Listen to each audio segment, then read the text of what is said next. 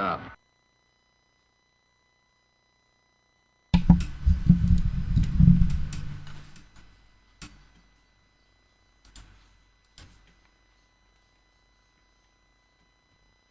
Hello everyone, apologies for the slight delay there. Had to grab the cats and get them in. So they're all in now. And one thing I noticed last week, this here was a bit blue. And when I turned on the machine today, it was gone a bit green or something. It was just a loose connection at the back. Just a bit of a wiggle and everything's back to normal again now. So there we go. That's perfectly fine. Bit of an update for the channel. I have purchased a couple of things for a few items for the streams. So first of all, I've picked up or bought a PS2 connector, for the PS2 to SCART, which means I should be able to do more PS2 stuff. And I've got only a few PS1 games. Notably, I've got things like Nightmare Creatures. I've got all 3 Resident Evils. The first Resident Evil I've got is the Director's Cut. Strider 2, Alone in the Dark, Next Generation. Oh, it's the new Nightmare, sorry. Death Trap Dungeon we've already played and completed. I've got Alien Resurrection, but I'm only going to play that through the mouse on the Mister because that makes it better. I've got Blood Omen Legacy of Kain. I've only got a few titles, just like probably about 10 of them. Well, a bit more than 10, but a few copies here and there. But that's on the way. I've also bought another compact flash connector thing because I'm going to hopefully use the other IDE on the accelerator because I'm going to stick that as a 32 gig and shove all the games and just download a bunch of demos and stick it on that. So that's just going to be a solitary games disc. From there, it should make things. I've got plenty of space, but it just means I've got a separation between the two, and I don't have to worry too much about having to upgrade again on the system work side. So I've got something more dedicated to that. So yeah, that's on the way. Also, thank you to Flight for the follow yesterday. So FR, it's either I, capital I, or an LTE is who followed me yesterday. So thank you for that.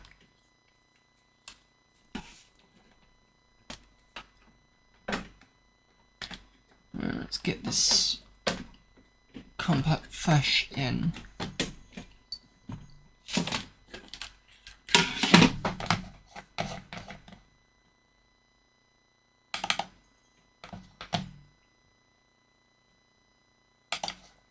Today we have continuation of the productivity side on Amiga format CD17.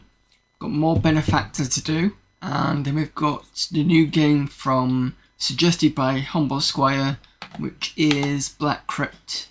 So we're starting that today.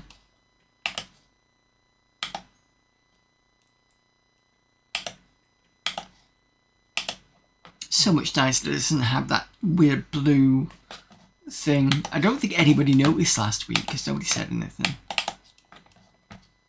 Or if they did, they weren't sure.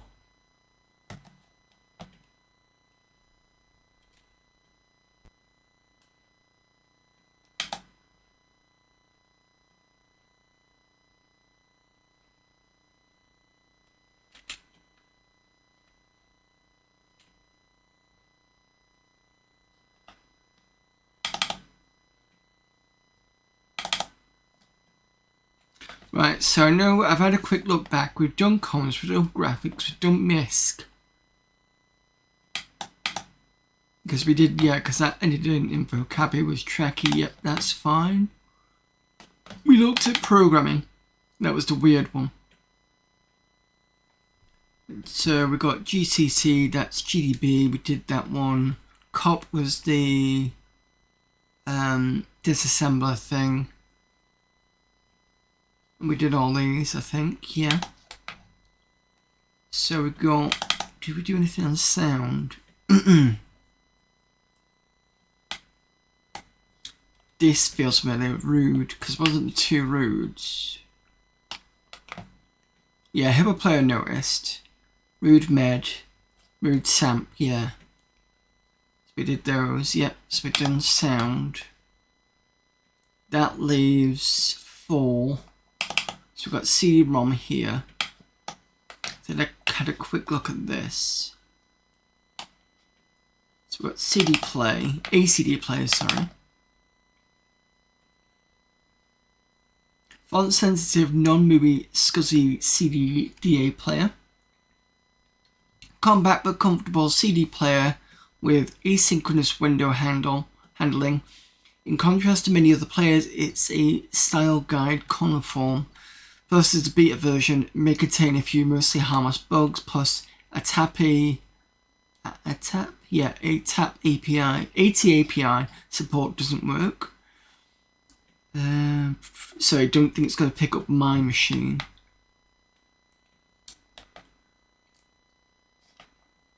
Not my machine, my CD. Probably won't do. Yeah, just a SCSI device. That's fine. CD cat I kind of looked into.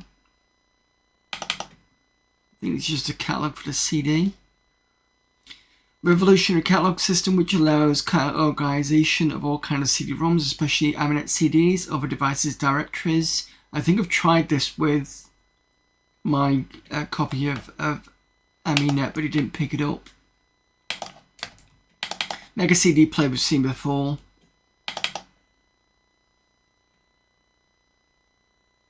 I don't think it's going to pick up mine.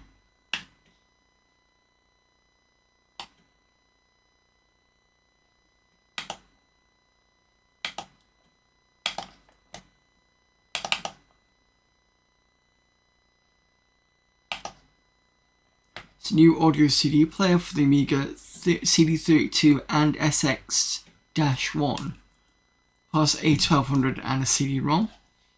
The program was developed on a CD32 plus SX1. I'm assuming that SX1 is the because you can get can't you get some sort of accelerators for the Amiga, and that was one of them, I think.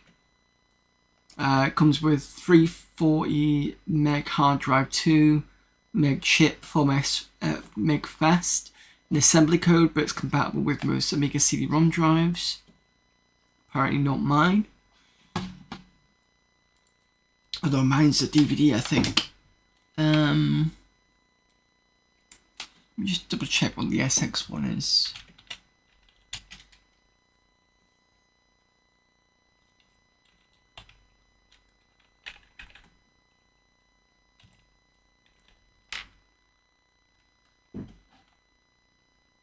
So it says Paravision Microbotics SX1.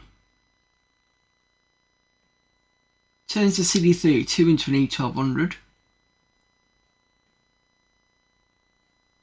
It's got one 72-pin SIM socket, sets up to 4 meg of RAM with the FMV module installed, or 8 meg without it. Supports 1, 2, 4, 4 or 8 SIMs. When 8 meg is installed, it appears as 2 blocks of 4 megabytes. It's got serial DB9 mail. It's got parallel video, external floppy, internal 44-pin IDE header, external DB37 IDE connector. I don't know what that is. Unless it's an external kind of drive like the ST had. 6-pin mini DIN audio input for mixing external audio and CD32 sound. 5 DIN connector for an IBM80 keyboard. Ooh, okay. Put this in chat for those of you who didn't want to look. So that's what the SX1 is. It's got some photos there.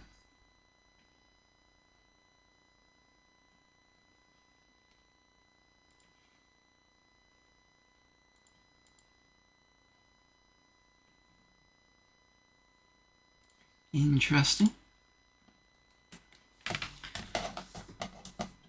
And so we've got automatic CD identification, program model.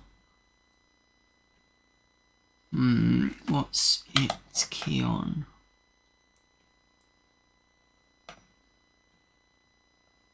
System requirements.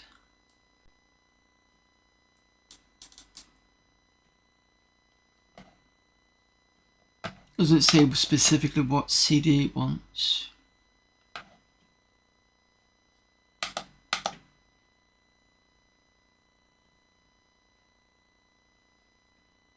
Probably needs to do the preferences to set it up as well. And there you go, that's the CD player, so that's all that's in the CD-ROM. What graphics card?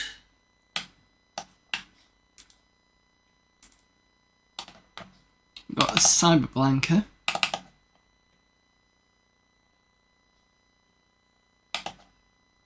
Cyberblanker is a screen blanker that uses the energy saving functions of SVGA monitors.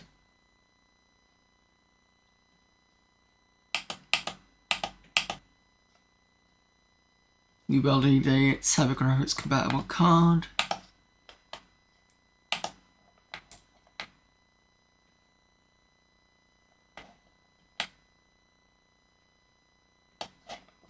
I'm not quite sure what a blanket really is, but somebody will probably tell me. Cyber Shell. I'm sure this has been on before.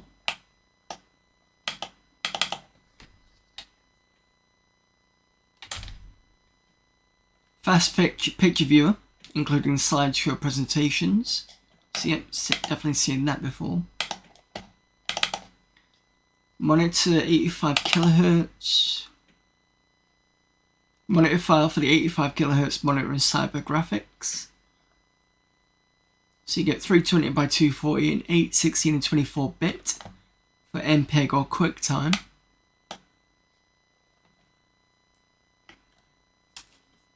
Someone uses it on the 84040 megahertz 20. What's 4025? So that's the speed. What's 25? Unless it's like minimum, or unless I've got an FPU on there. With CyberVision 64, 2 megahertz and a bilinear 105596 17 inch. Now tested with 2 other configs, but I will be very glad to hear from you in case you're able to use it with other configurations.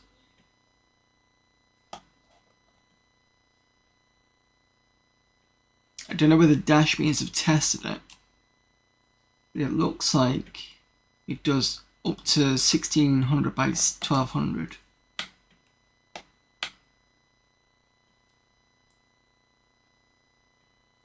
And that was in 97. I don't remember going up to. I remember going up to 1024 by 1280 in 2000s. Was it? It's also interesting that it goes 320 by 240, 800 by 600, and then it flips. Oh, no, that's not right, is it? I thought it flipped. It hasn't done. 12.8 by 1024 is a standard, yeah. Sorry, I thought that I'd flipped around. But yeah, okay, that's the monitor. Opal modules. Opal, what am I talking about? Being a bit too wrong with my pronunciation. PPM modules. For Opal Paint.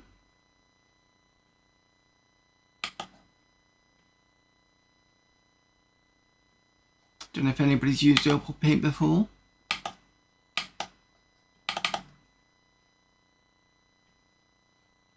It's probably specific to the graphics card. QRT format stuff. So that's graphics card done. Hardware. Sure, I've been here before. Sys Inspector, yeah, we saw that. CDTV keyboard, we've seen this one. Scan track seems to be a popular one. It keeps popping back up.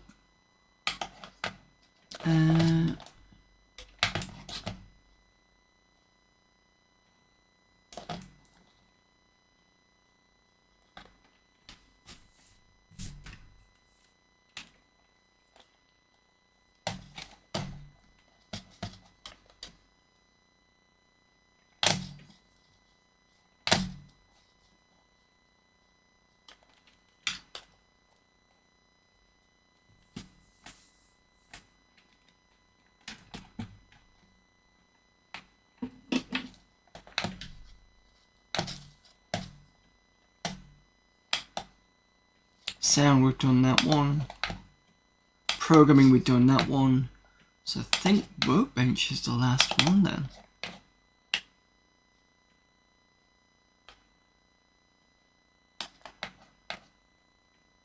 Perhaps.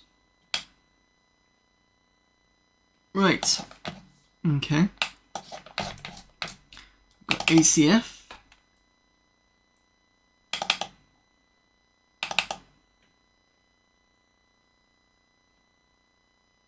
ASCII code finder.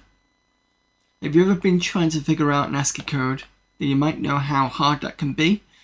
But not anymore. ASCII code finder is nice, and if I may say so myself, pretty program. It tells you the ASCII code of the key you press. If you've ever tried an older version of ACF, then you'll notice that some things are different. If you only have tried ACF 1.0, then you'll be surprised, since the ACF 2.0E, E stands for English, I've added some simple menu that includes two things, quit and about. Quit quits the program, and about tells you little about it. Also, new for version 3.0E was that you could quit ACF by pressing down Amiga Q, and that it tells you the name of the system keys.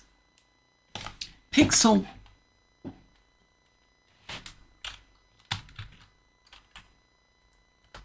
Sorry, just like at the corner of my eyes, something was doing this, and I realised she sat on the keyboard again. Pressing her keys. Where was it gone? Pressing down Amiga Q, and it tells you the name of your system keys instead of a strange symbol. In this version, that is 3.01E, I fixed that bug that I found.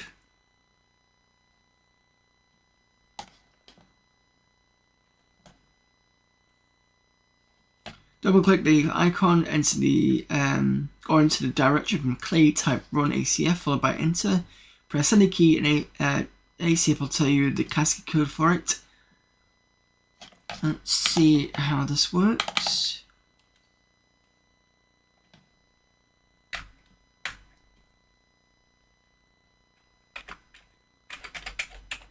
There you go. And I can do Q. No? Or is it this Q? Yeah, it doesn't. So I tried pressing the black Amiga and then Q, but that didn't work, but the other one does. So I don't know why. I'm assuming the one on the right hand side is the one they always talk about and say Amiga key. It didn't specify the Amiga key. You're doing it again! Honestly, cat. No, do not lie across there. Come.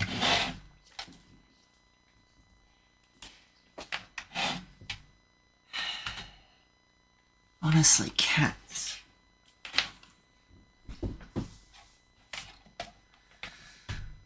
Amiga I. Oh, is this the one that follows you, like on the Macintosh?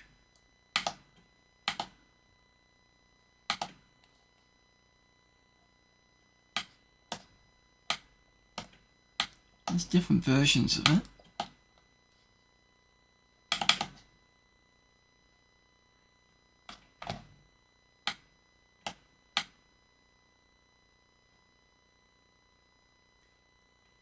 So is Amiga I for following the mouse?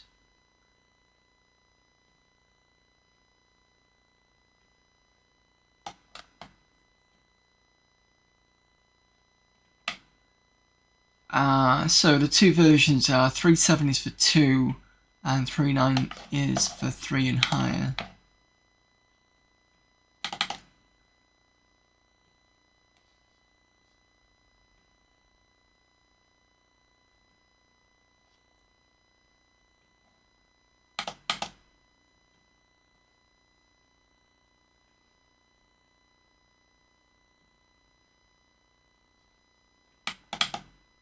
but it's not working.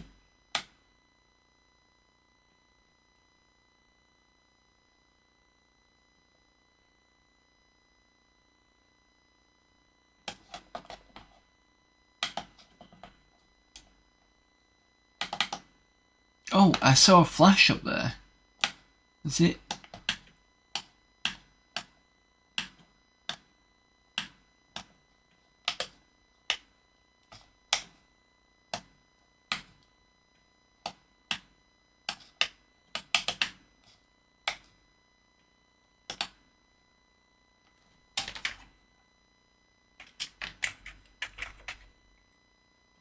Flash and then disappeared off.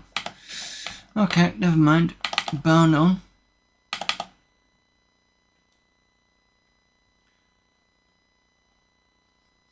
Sounds about MIUI. The ultimate controller for your Amiga. Barnon is a revolutionary new concept in system controller software for your Amiga. It's the ultimate tool for those who want a custom workstation environment. There is currently no other software package that can do what Barnon can do. More information is available on Shadowworks software support page.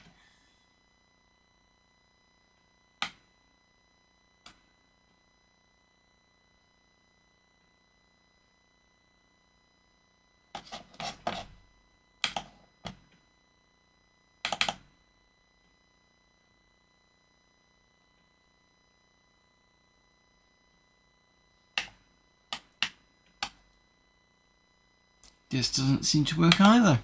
Oh wait, here we go. It's just taking a while.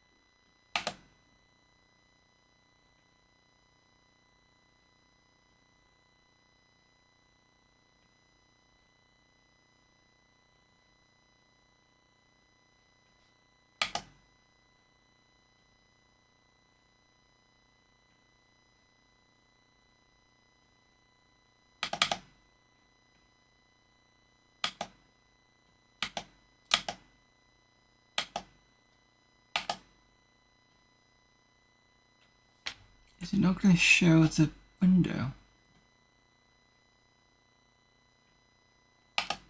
Oh, there we go. That's allowed to do. Okay, so basically you can just create your own windows. That's interesting.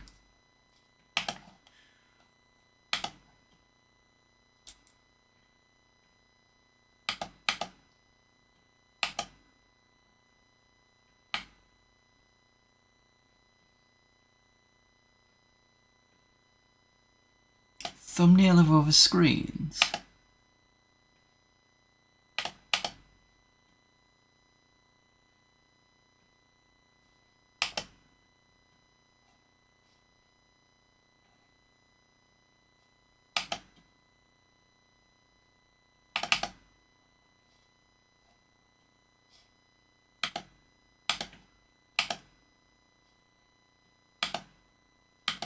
Okay, not quite sure how that worked.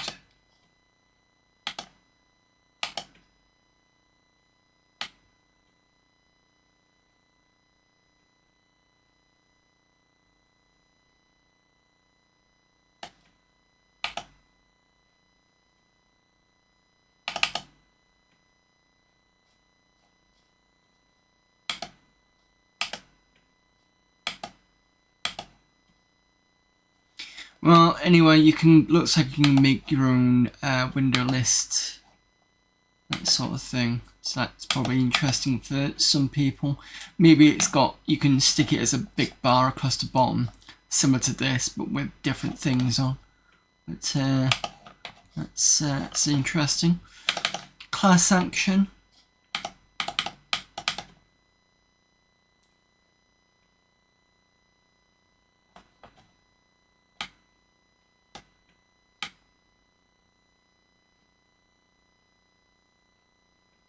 program made to help with all hard disk users to handle files. Class Action recognize any file format and perform actions on it. With Class Action view, edit, compile, run any file with a single click. Class Action is provided with more than 40 file formats. Of course, you can define new ones, add actions, and even ask Class Action to learn itself new file formats.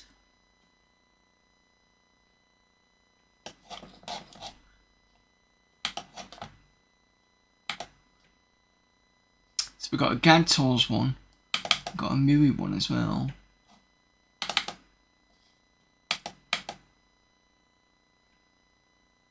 We're going to have to install it, so can't run it as is by the looks of things, I don't think. Yeah, no, can't. Right, that's fine. Data types, what we've got. Fax.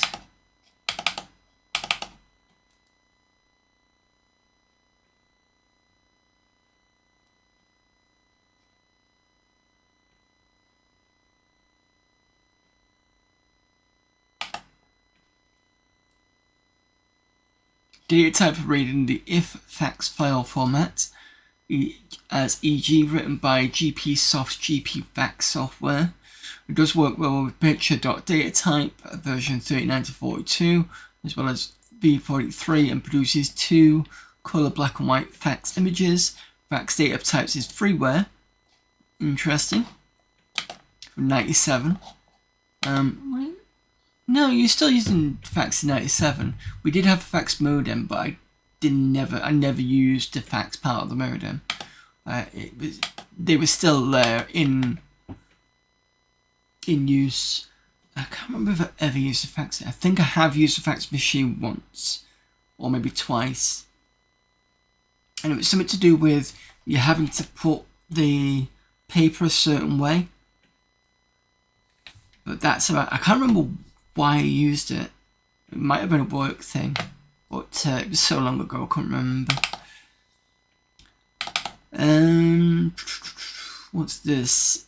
DT2NI creates new icons of pictures. Little tool that creates new icons of pictures. Freeware.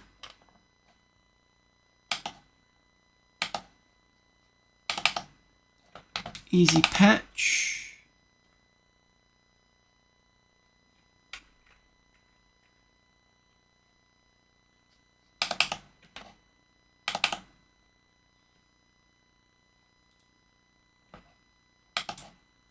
It's a proggy that is able to cancel some types of requests before they're opened.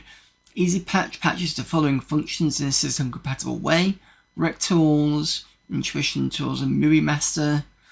Here's an example of requesters generated by these functions. Easy Patch can also deal correctly with the requesters, change the gadgets, and finally Easy Patch is hardware. I'm going to text a requester. I'm going to text.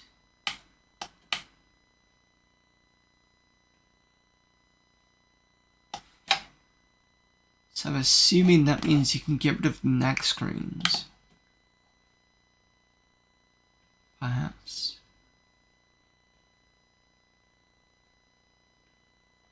No? Oh no, it's a request is generated. I'm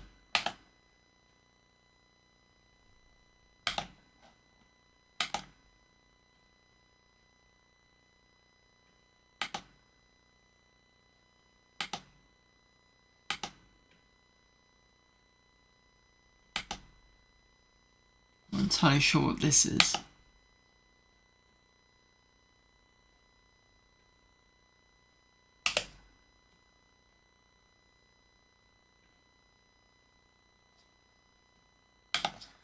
Alright, if anybody knows what that is, that's that. Fast exec.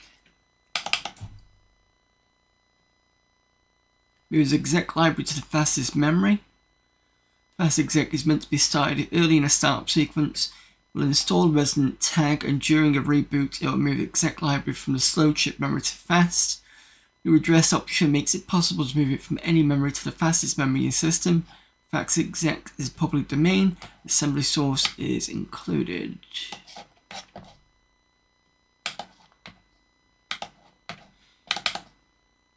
And we've got Magic Workbench version 2.1.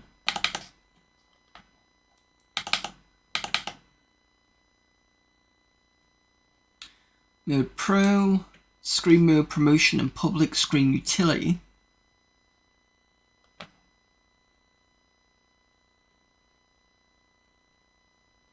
Promotes by screen name, program name, or screen mode.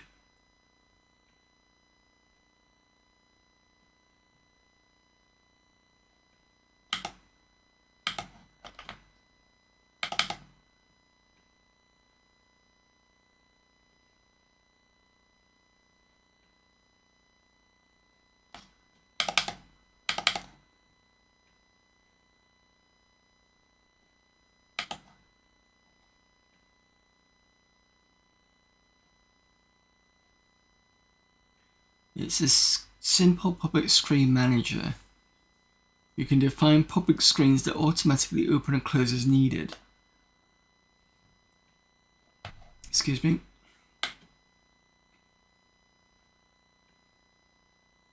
See, these are the parts of the Amiga stuff I'm not 100% sure of when it talks about public screens. Unless it physically means a screen, like something you show to the public. Maybe that's what they mean, but I'm not 100% sure.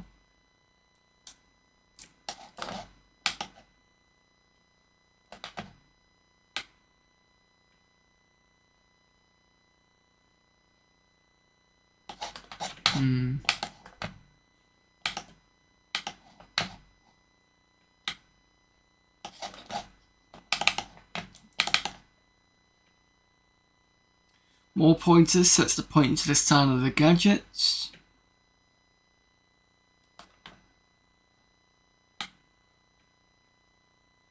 So this is more kind of UI stuff.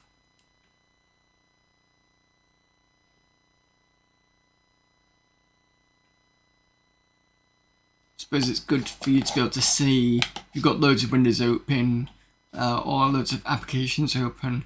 You can tell where you are by this changing to what it's supposed to be. That's kind of good,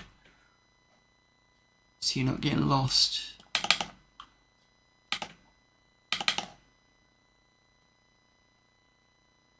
Multi-CX2, smallest multi-function commodity for the Amiga, though it's a replacement for many larger and sometimes badly programmed programs. It's 100% pure commodity, which means that it does not use interrupts and no special input handlers. Some patches set function are installed in a very clean way so that they do not interfere with other programs which use the same vectors. As a result, multi-CX can safely be disabled or removed at any time.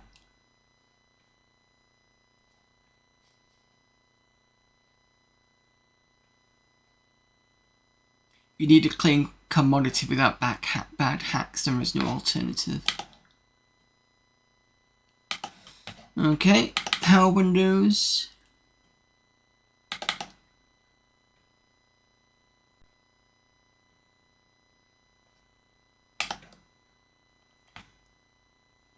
Some thought it was impossible to do. That's wrong. It was impossible to do. Some dreamt of it. Most didn't even do that. It was the most wanted utility of the Amiga world. And here it is. Let's get ready for Power Windows version 1.1. It's a little utility that allows you to move windows out of the screen.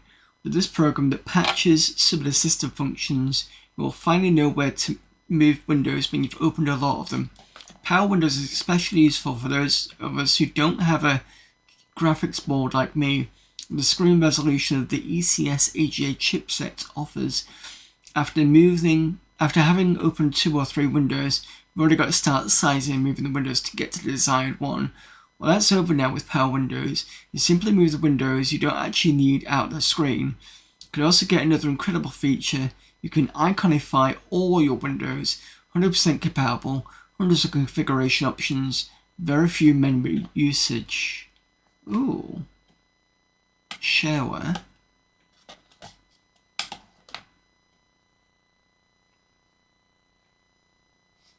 Okay.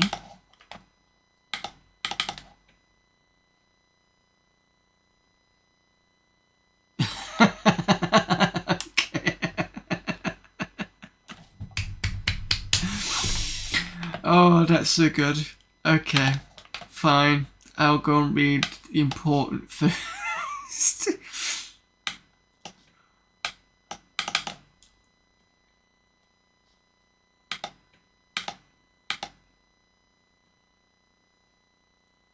Many options are deactivated by default. Read the documentation. To avoid stack problems with some programs, you should install Stack Attack. For example, when I remove it from my start sequence, every time I type in this. Okay.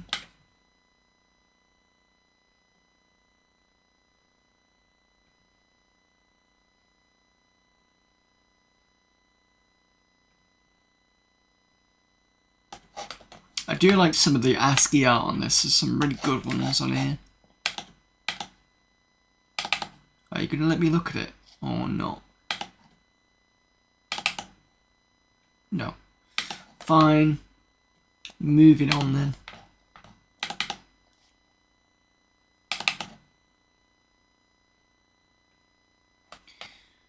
Password GUI. That's what it looks like. Password protection program to be placed in your user startup or startup sequence to prevent unauthorized access to your Amiga. It supports multiple usernames and is supplied with utilities to change or add new username and password. It was written using the fabulous Amiga E on my A1200 to stop certain members of my family gaining access to it. Fair enough. Randomizer.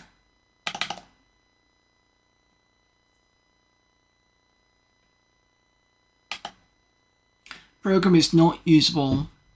This program is not most usable program on the Amiga, but can make your life much funnier and nice. You can make your personal workbench with varied WB patterns or varied boot pictures samples.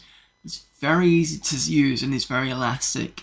You can randomize almost anything: pictures, samples, configuration, other files.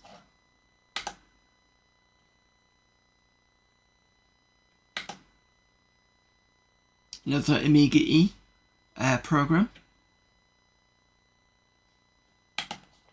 I'm not going to randomize anything because I don't want anything messing. I've got things set up as the way they are. Selector. Powerful script based on base launching tool. Highly configurable launching tool for almost any purpose, but it's not yet another program like Tools, Daemon or Launching Pad. Selector serves as a complement to this type of program. It's more of a script language. Selector is a powerful tool to use within a shell script or to make a little GUI for your CLI type program.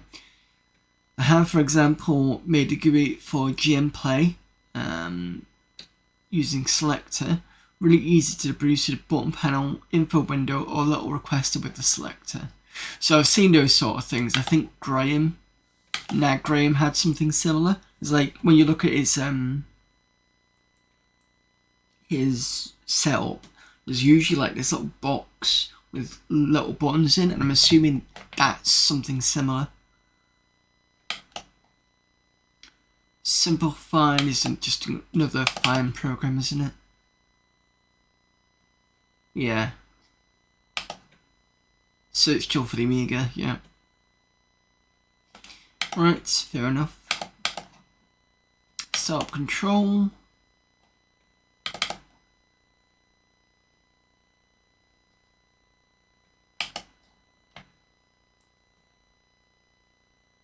It's a multifunctional utility for your startup sequence. It was designed with the intention to offer direct control to the boot process, combined with the ease of operations and much comfort.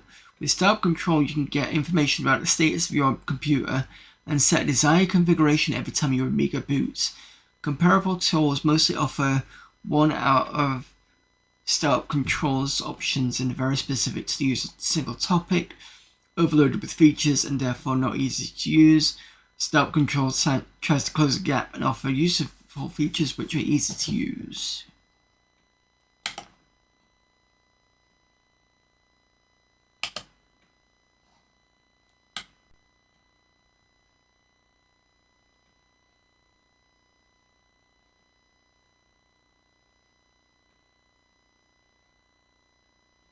First thing Startup Control does when it's executed is to check if all existing volumes are validated.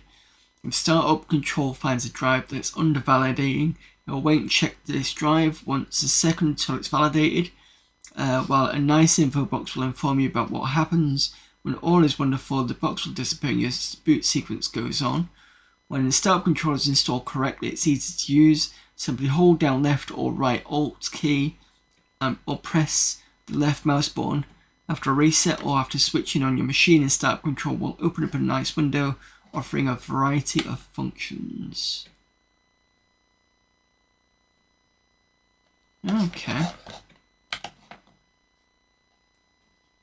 Got some screenshots here showing it, I think.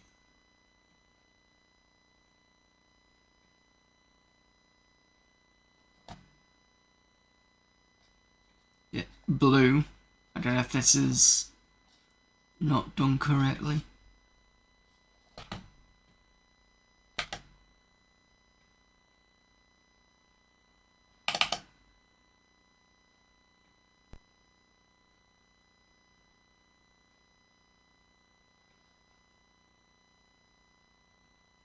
Feels a bit Windowsy.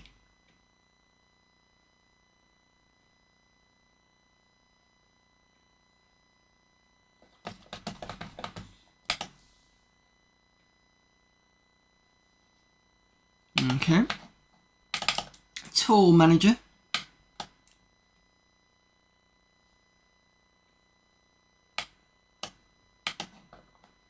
And language is not one that I can read.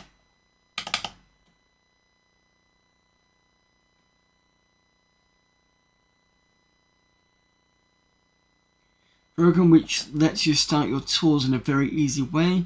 You can start programs by using the keyboard shortcuts by selecting an entry from Workbench's Tools menu, or by clicking an icon either on the Workbench or in a special dock on Windows.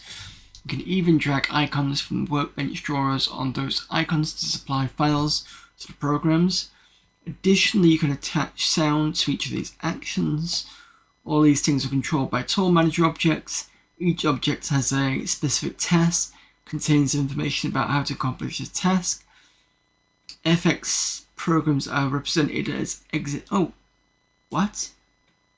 FX programs are represented as exec objects. That's what confused me with these two. And contain information about the program name and the stack size.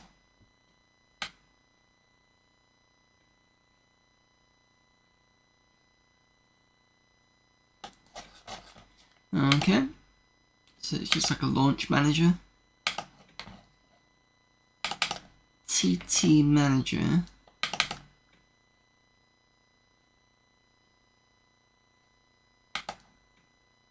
My attempt at blowing the tool type manipulation features of the standard Workbench icon information requester, both of them out of the water.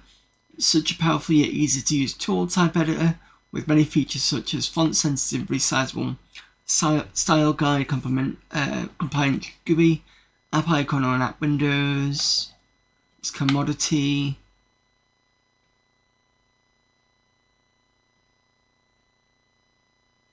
clipboard support, fully functional and free.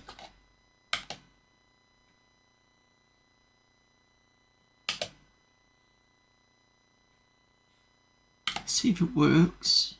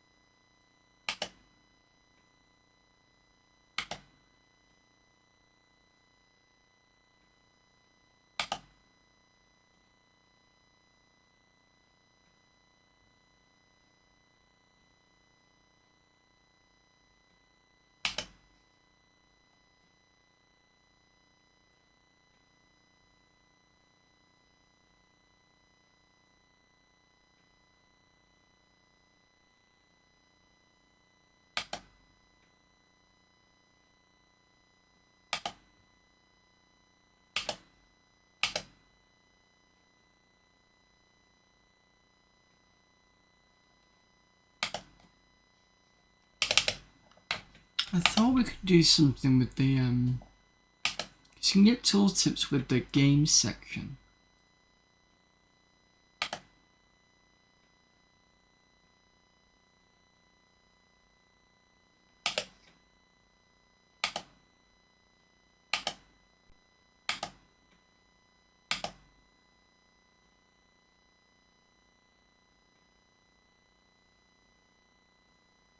Is there no icon for this? Oh, there would be.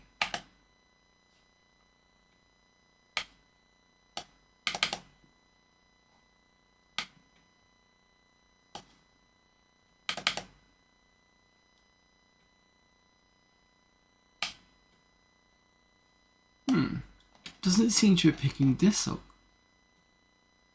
That's strange.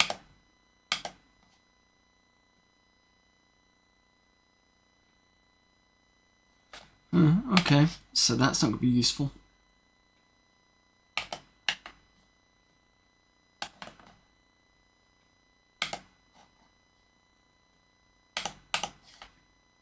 Who am I? Feels very much like the next command. Who am I is a toy someone asked for me for online. It puts an app icon and workbench. Drop other icons on Who Am I's icon. You get information about the file or directory involved. The only real use for it is to tell you where those left out icons really live. Use Who Am I at your own risk. Hope you have fun with it. Okay. That's workbench done. Which means everything here is done. Which means we've only got reader stuff to go through. So, we've still got quite a bit of time. We should be able to do this then. We do have gallery on this as well, because that could take a bit.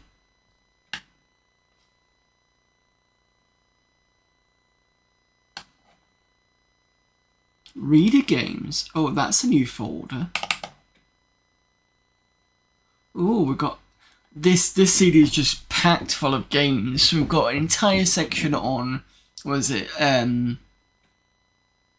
Assassins. So we got the massive one for that, and we've now got Reader Games folder, which is what, new? You may encounter problems when trying to run some of these games directly from the CD. For this reason, we've included a DMS archive in each game. Want to depack the game into a floppy, simply double click it. Okay, but does it give me the game in? Yes. Okay. Right, so I'll tell you what. Let me take a break now, and I will be back in a few minutes and we can go through the reader games section.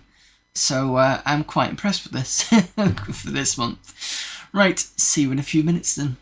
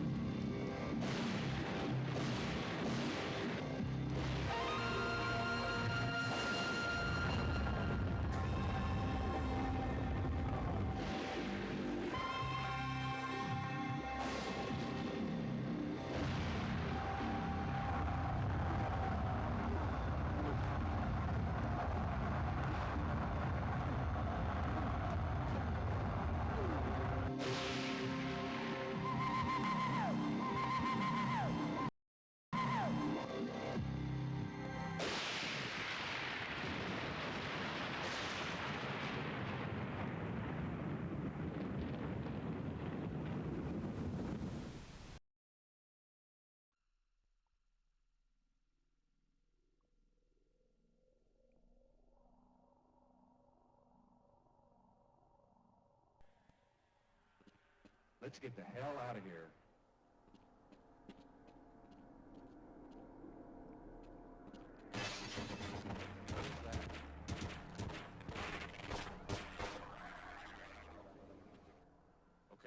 wait here and help anyone else who comes by.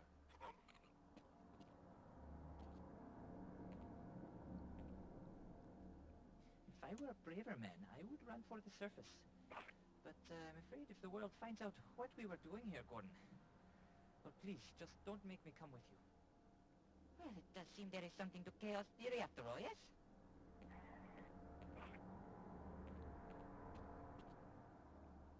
I hear something. Okay, why not? Didn't want to die alone anyway. Open fire!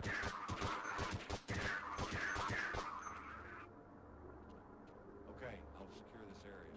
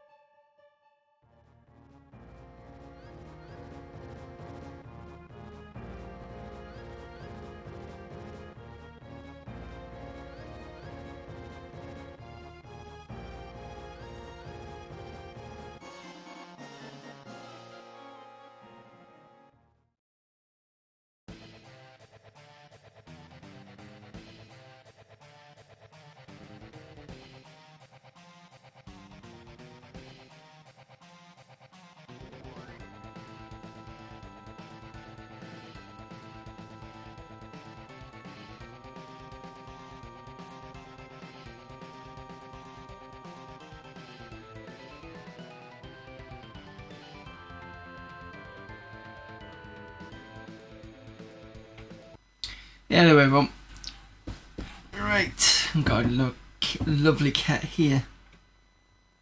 He's decided he's finally come back in after spending all that time outside. He's been a dirty stop out for a couple of days, weren't you? But as soon as it started getting colder, that was it. He wanted to be in.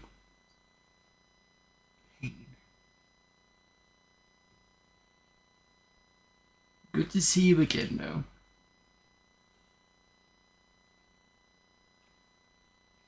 He has come in for food. It's just he decided it's been so warm that he's decided he just wanted to stay out. Managed to get him in, which is good. Come on, you. Careful. Careful.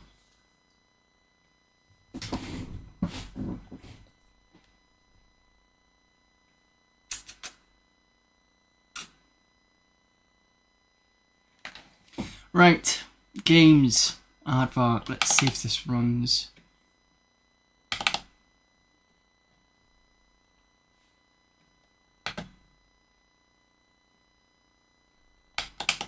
No, that's not working.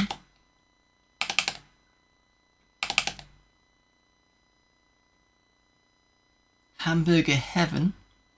Game runs on classic 68K Amigas, like the 500, 500 Plus and 600, and the O2O Plus Amigas like 1200, programmed using the following: Amos the Creator, Amos Pro Compiler, Personal Paint, Octamed, Digital Illusions, DSS8 Sound Studio, and I'm assuming it was tested on a 600 and 1200. In the small village of Hamburg, we find a single factory, the Hamburger Heaven. And there are about 2,000 people who live in the village of Hamburg, and almost all of them work at the Hamburger Heaven. The factory has been the country's main supplier of fast food burgers. It's been in operation since 1947 and has grown to employ over 1,400 people. It's controlled by one man, Robert the Hot Dog. Robert believes in a good pay for good work, and all employees love him for it. Everything was going fine until one day Robert had a bad heart attack. After coming home from the hospital, the doctor said, "Robert, you must give up work. Your heart cannot take much. You cannot last much longer." Robert was emotionally crushed. The business was his life. Luckily, Robert has two sons that can take his place at the company: Henry the Hot Dog, who is a fine, outstanding man, and Homer the Hot Dog, who isn't so fine. Robert decided to let each of his two sons have a try at running the business.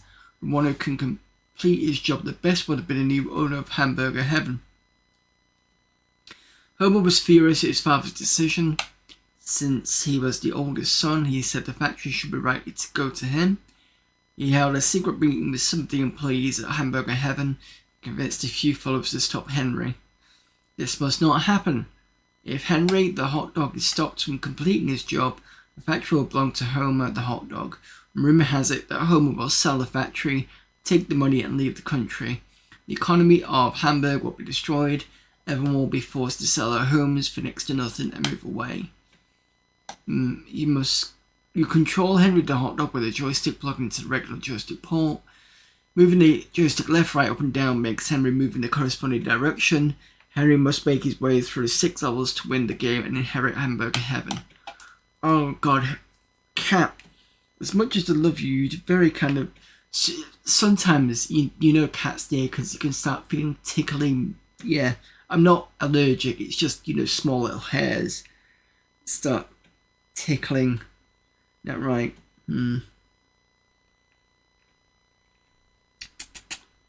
Hello. It's got such an expression. Henry will start on level 1. Here I must walk around avoiding strange creatures he sees. Once a while an item will appear which will help Henry complete the level. If Henry sees an ice cream cone, touch it will freeze the creature for a while.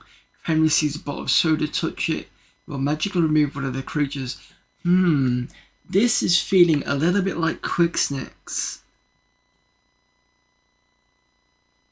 Most important item is sack of flour. If Henry sees this, touch it to pick it up. The flour can be carried into the needed by Henry. When Henry needs to use the flour he picked up, just press the fire button. Henry will sneeze. Because of the flour, the sneeze will scare all the creatures on the screen. Henry must get 2 hamburgers on each level in order to go to the next level, done by following way. Hamburgers are dropping from above. If a burger is white, then it's still frozen. Henry must wait until it's cooked before he can get it. When the burger is cooked, it turns brown. Sometimes the burger will drop down ready to cook for Henry. Touch the burger with Henry. Will drop down to the level below. Continue doing this until then the burger is off the screen. When Henry has gotten 2 burgers, we'll go on to the next level.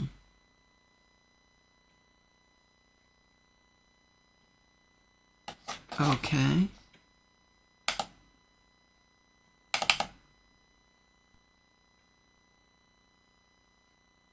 Oh. Careful, careful. Got my shoulder shredded, thank you very much.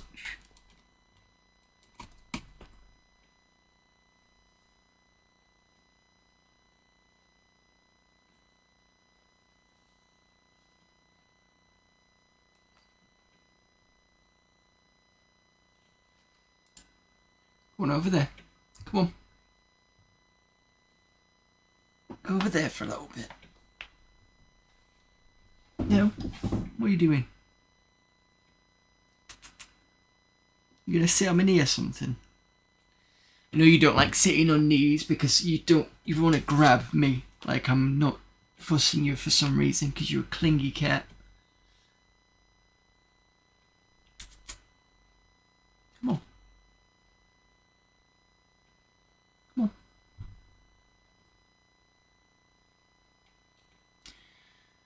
It's not very often the stream gets interrupted by a cat.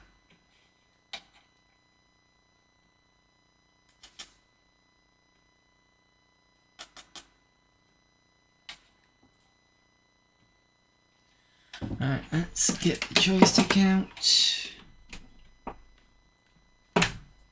Doesn't sound like this has got any sound, but I don't know whether I've got the right audio cabling.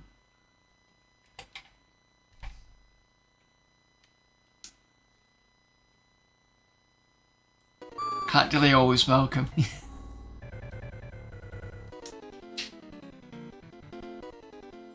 Right, so this is more burger time then.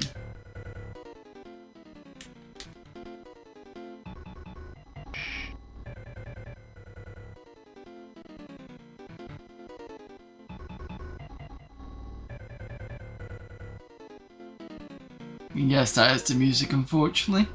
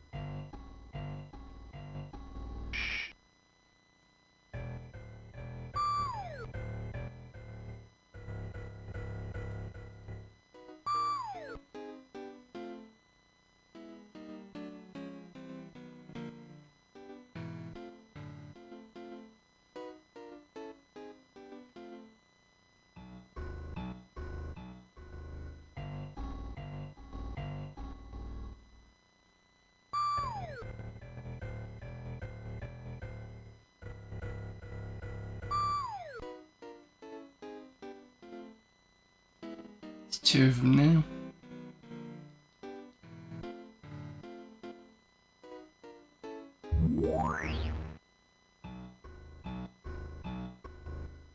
So one of them is a lettuce, the other one's a potato, I believe.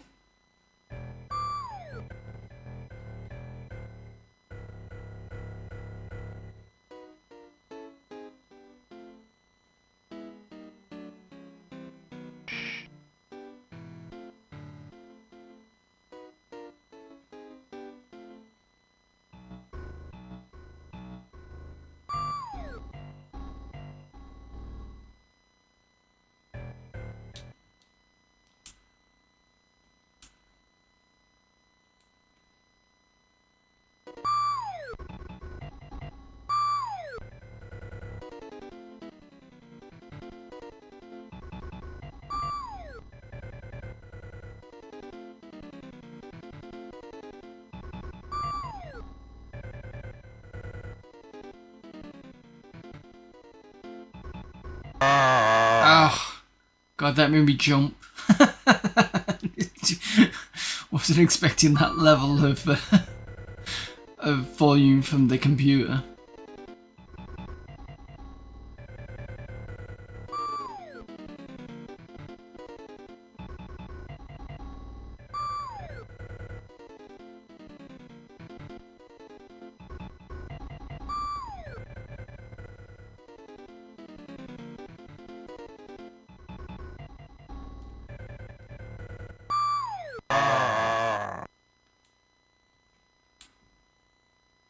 Yeah, I thought it was going to be quick with that then, but obviously not.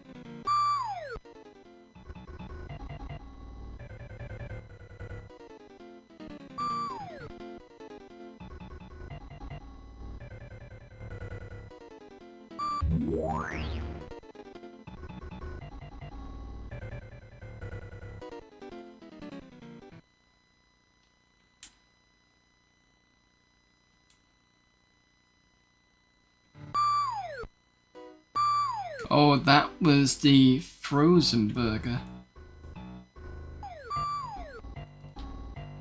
Don't know what it offers over the non-frozen burger.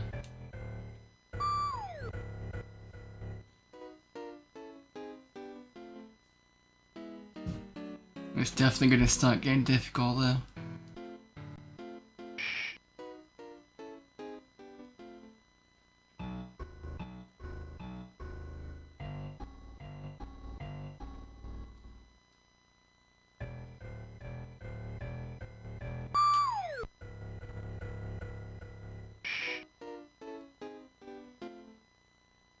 No, no, no, yeah.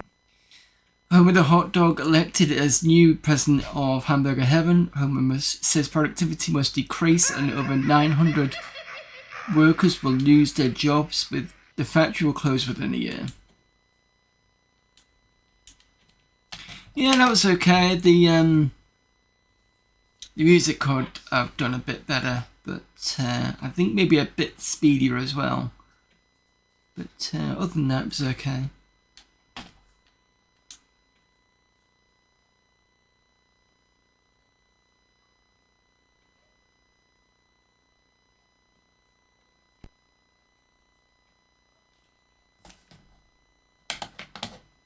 Pole to pole.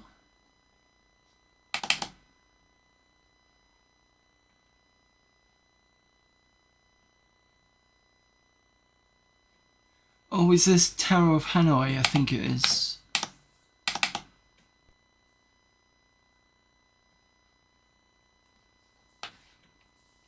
Click on the top front of a block.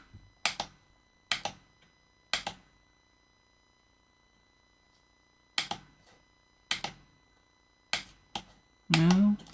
Oh, Jesus. You must move all the blocks from the centre pole to the left or right without placing a larger block over the smaller one. Objects of the game is to finish with the blocks in the original positions but placed on the left or right pole. So basically I've got to shift all this to here or here. Okay.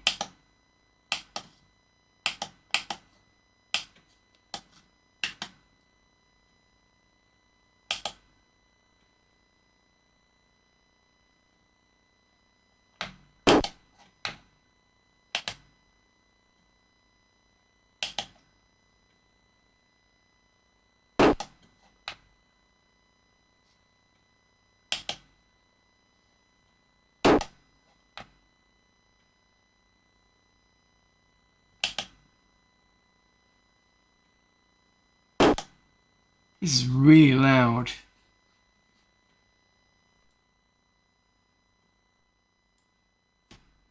I haven't even changed the volume. So I think this will go in the middle.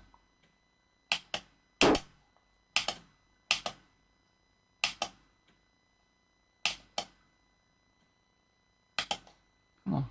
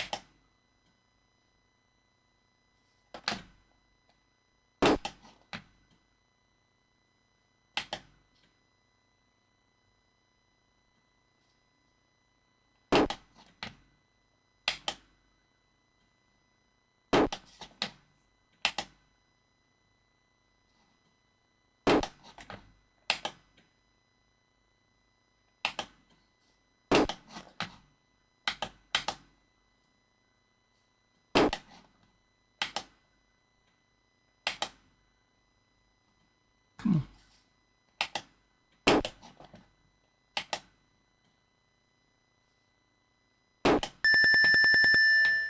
Got it.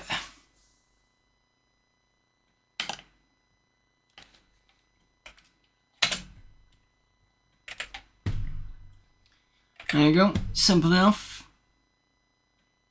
I mean, I'd already done Amiga Klotsky, so I should be able to do that. Tanks. What's this one?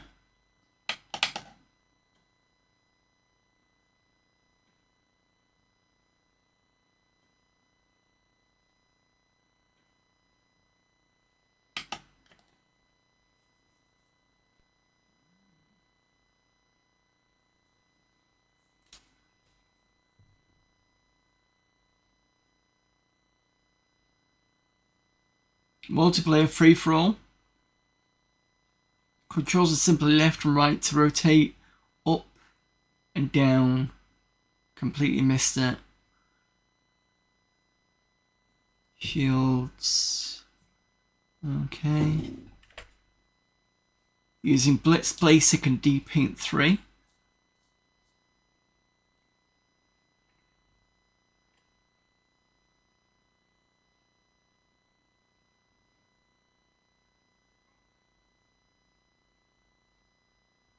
Up and down to accelerate and fire, speaks for itself.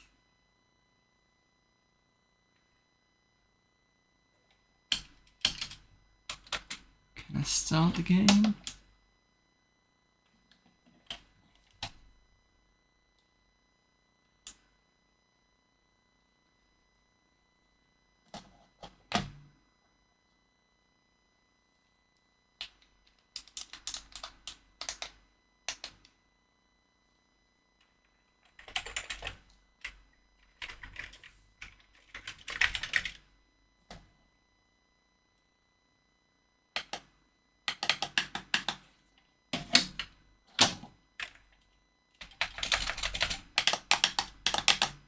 Well, the mouse is definitely working.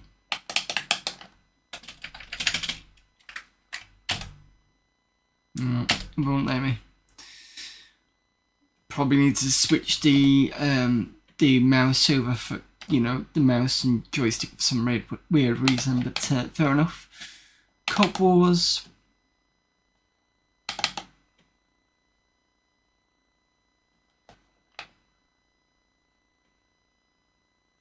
An Amiga with 2+ of memory and accelerated Amigas recommended, for example 030.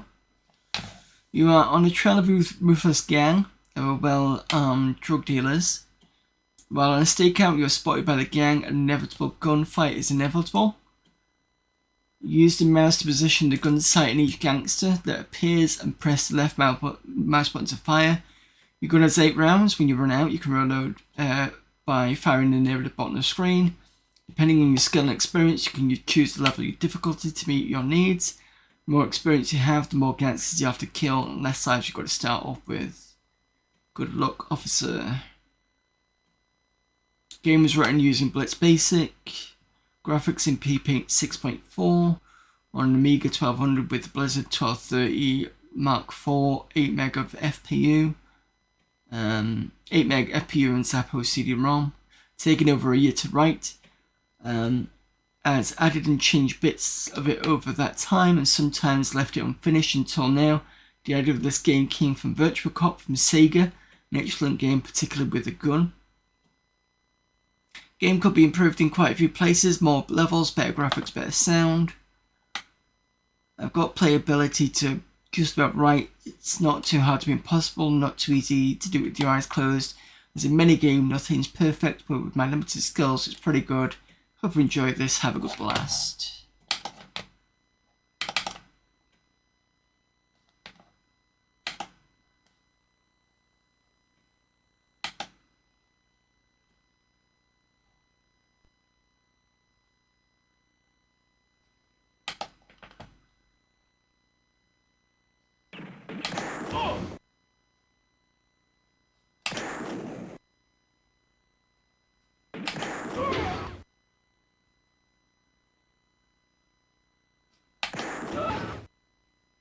Do you like the little animations?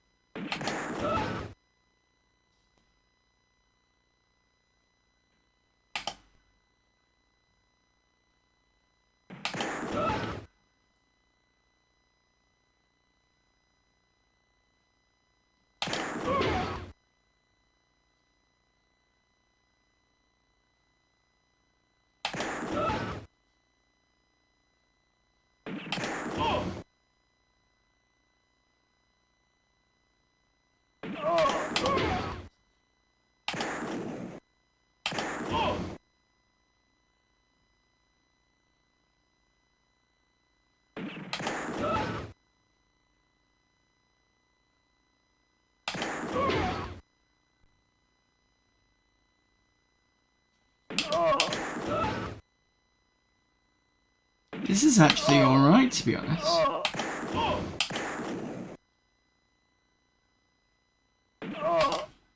Ah. Oh, it kicked me out. That's quite nice. That I like the I know it's simple graphics, but I like the way that the arms come up slowly just to give you time to react. And they don't always shoot when you shoot you. They don't always seem to get you. So that's good. I'm assuming if I was on advanced, I won't get the that free shot from from certain enemies, and the fact that it changes the background as well. That's quite nice.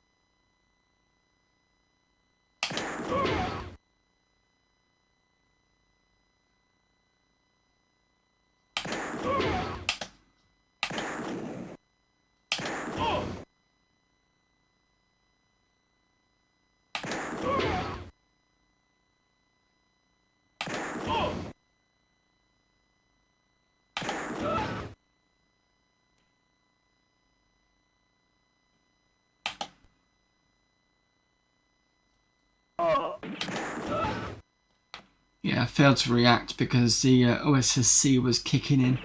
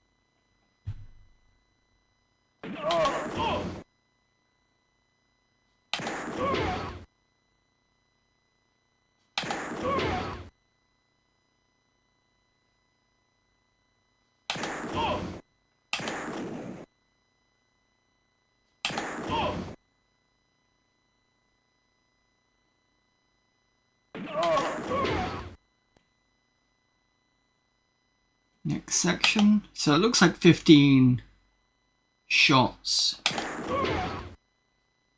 or 15 kills before we go to the next level.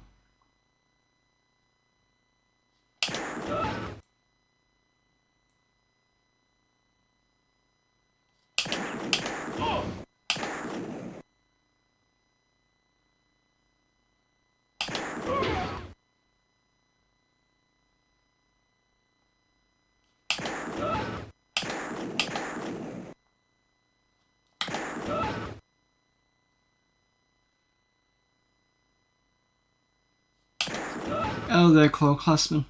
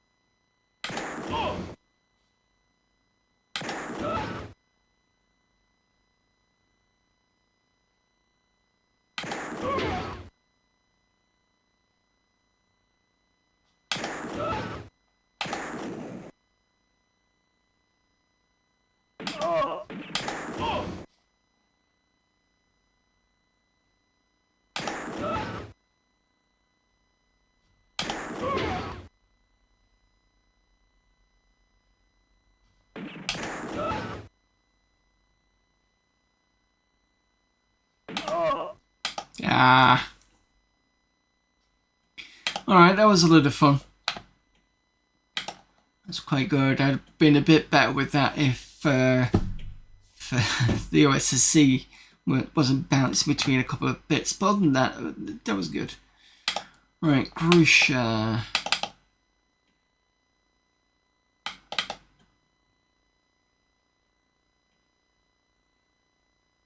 If I can read the README.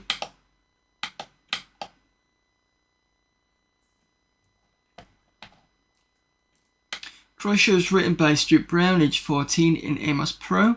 Everything was done by me, the graphics, sound, code, and icon, etc. It's incredibly hard work. Crusher was written in a very short time, about a month from conception to the finished game. To be honest, I have no idea of the system requirements. It should work on a non-AGA machine with 1 meg, but I haven't tested it. It works on my 2 meg 1200, this is all I know. Please write to me with any compatibility programs. Crusher works perfectly on a hard drive. Just drag a disk icon onto your desired drawer and Workbench does the rest for you. Crusher needs no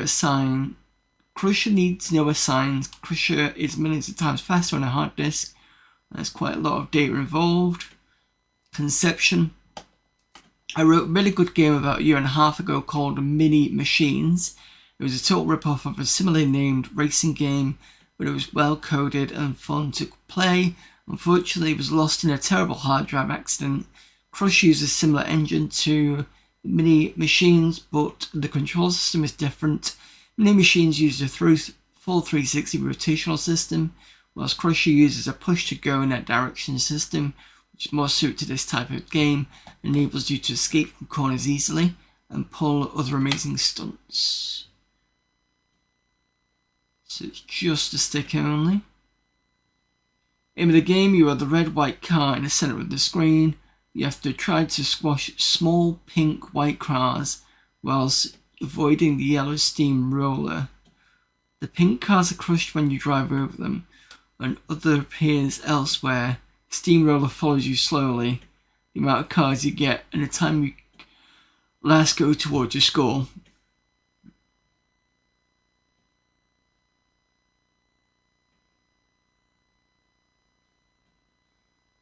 The arrows at the side of the screen denote the positions of the small car and the steamroller. The white arrow is for the car, the black is for the steamroller.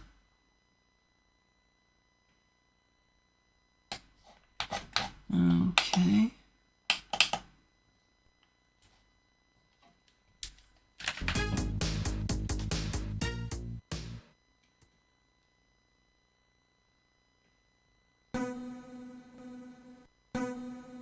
Go. Oh, you can definitely see this was inspired by Micro Machines.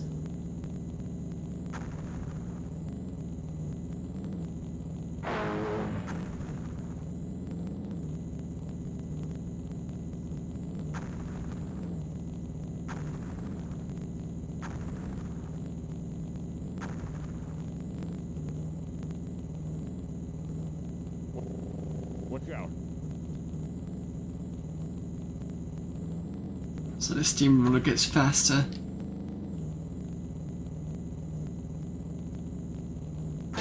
Oh dear. Oh, damn it. Game over, man. Game over.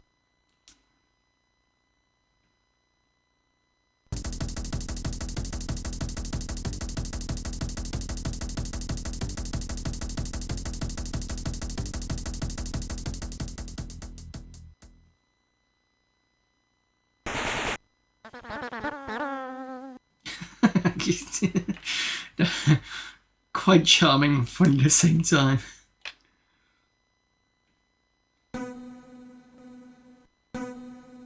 Go.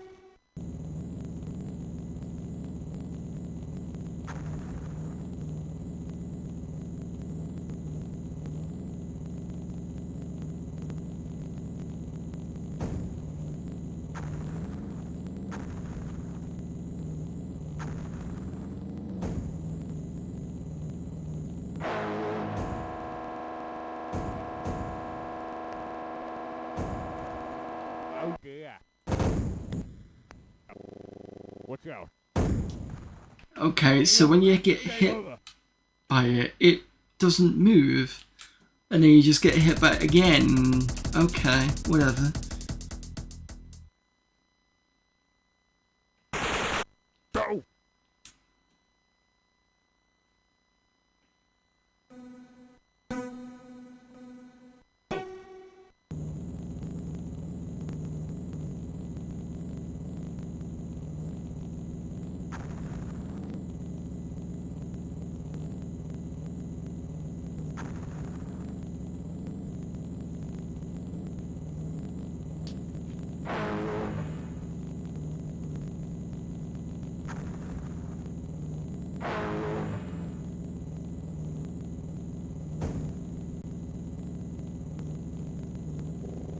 Watch out.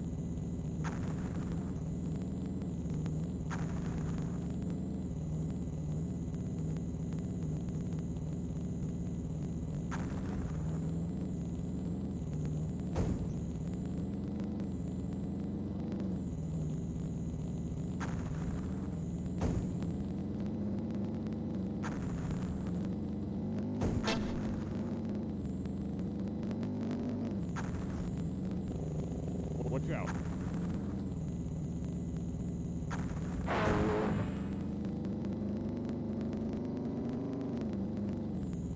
Oh dear. Ah. Game over, man. Game over.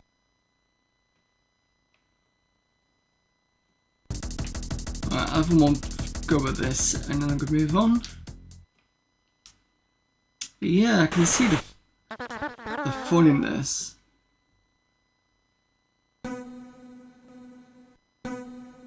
Go.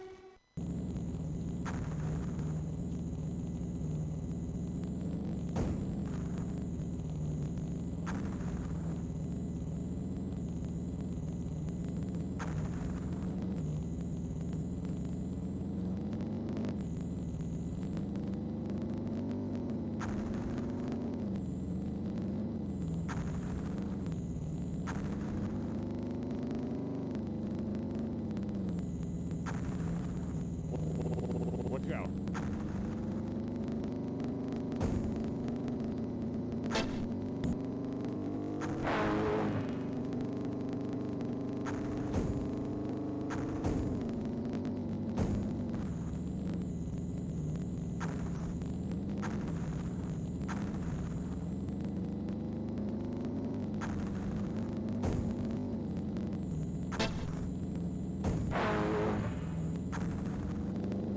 Watch out.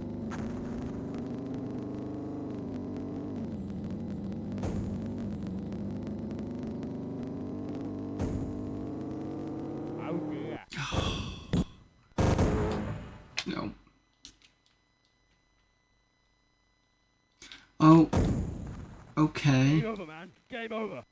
At first I thought the countdown was like a preventer from you to shift, but no.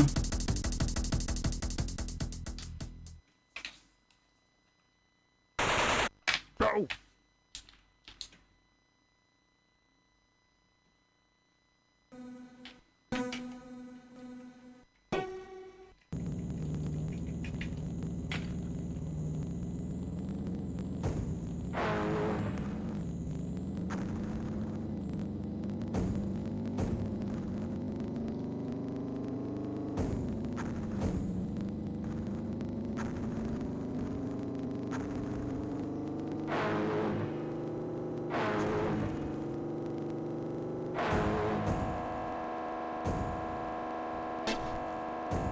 Oh dear. Watch out.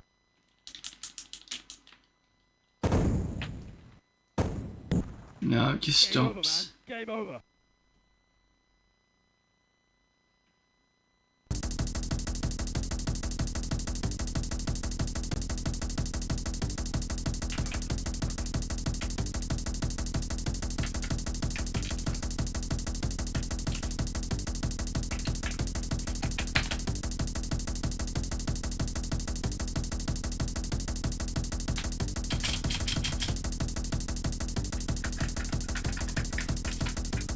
It can't escape it. I'm gonna have to reboot.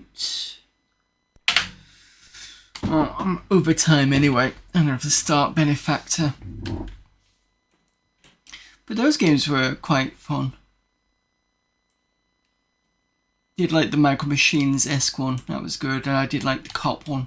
That was also a good one.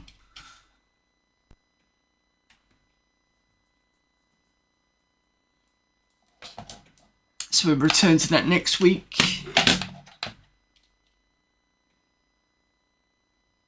Hello there, Wesley Wolf. It was the intensity. Oh, the game, yeah. Especially when you've got that pickup and it made you bash everywhere because it was quite quick. But then you've got to be careful of the steamroller, because it's a weird thing. I couldn't understand the steamroller at first because, like, right, I'm assuming you use that to crush the cars, but you could also crush your cars. So I suppose it's one of those things of it's a help and a hindrance. But yeah, it was fine.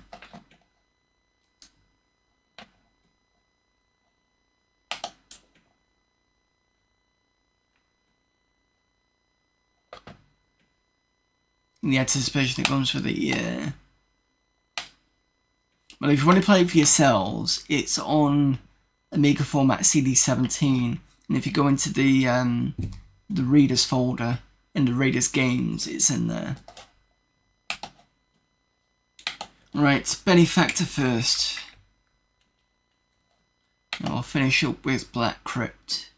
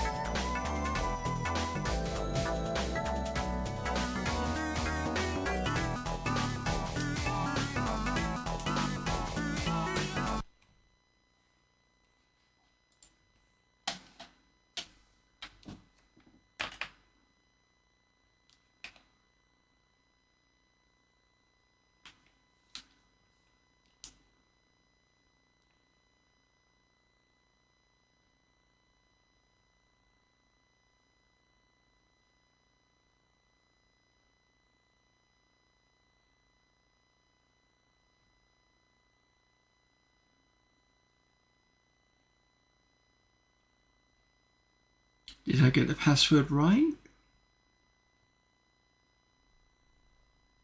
Still flashing green.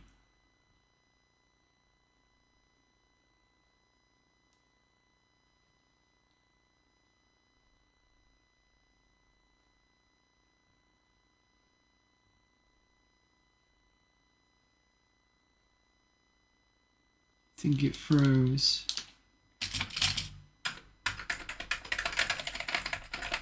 Yeah, I'm not getting anything from the function keys. Okay. Just reboot this.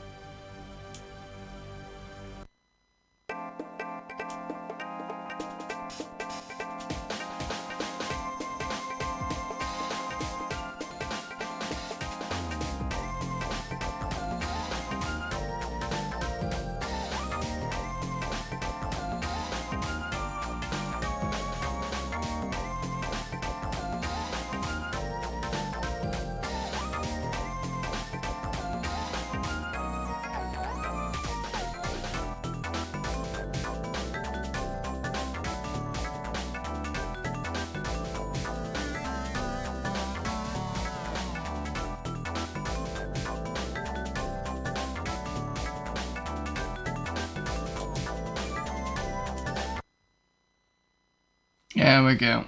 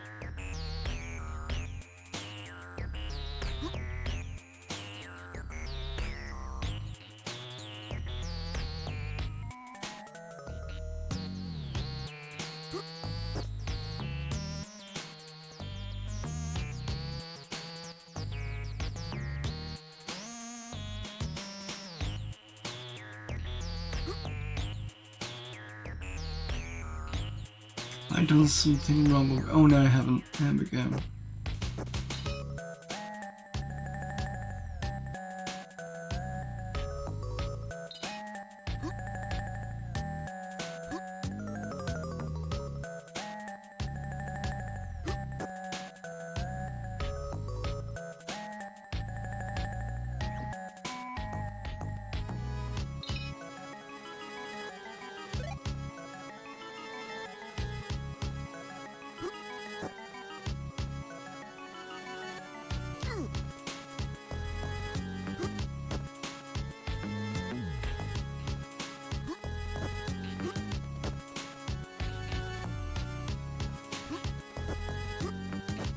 I have to start in about 1 minute or so, 1 minute 30.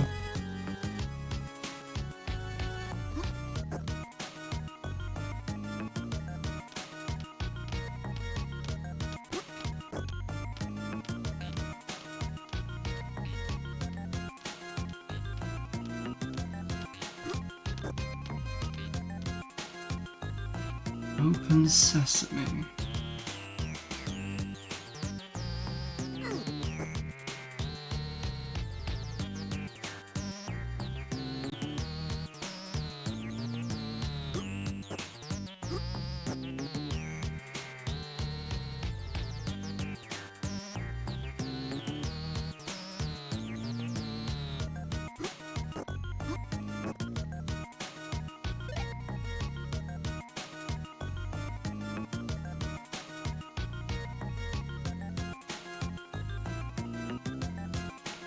Right, I'll tell you what, I'll go for that break now. I'll be back in a minute. And just press continue. Right, see you in a few minutes.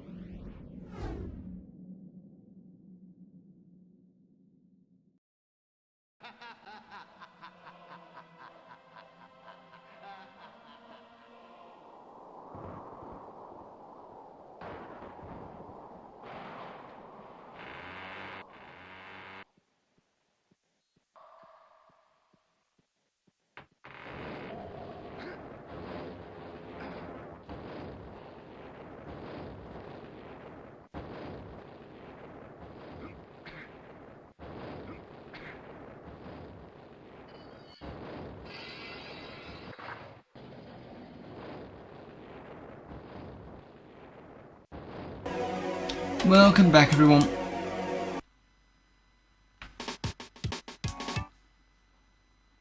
Oh, so if I press escape, it kills the particular game. Great. Just hoping it will pause. Can I still press? Oh, cool. You can press P to pause. I remember that.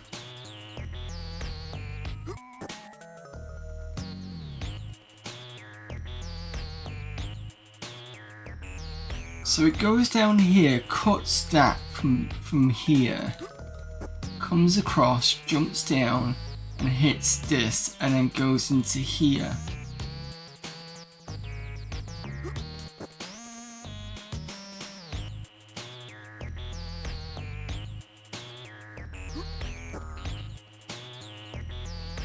See, these levers don't seem to do anything.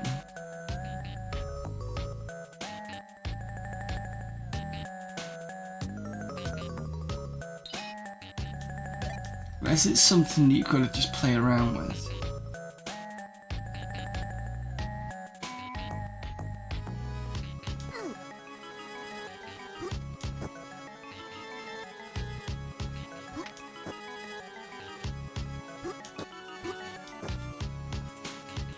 great. And I can't. Alright, fine.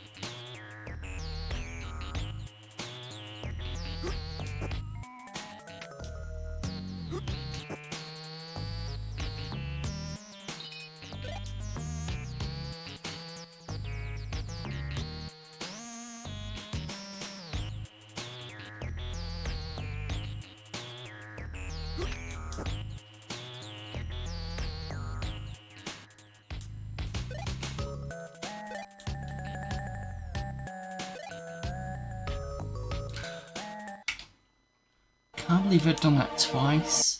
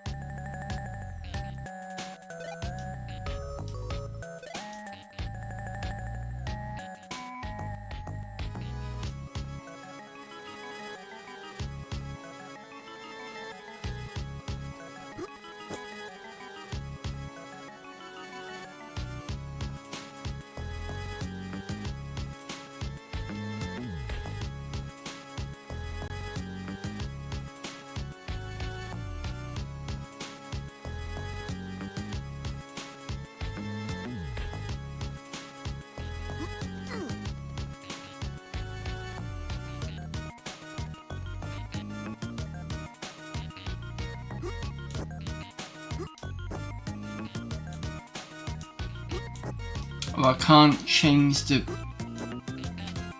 leaving it out of touch it.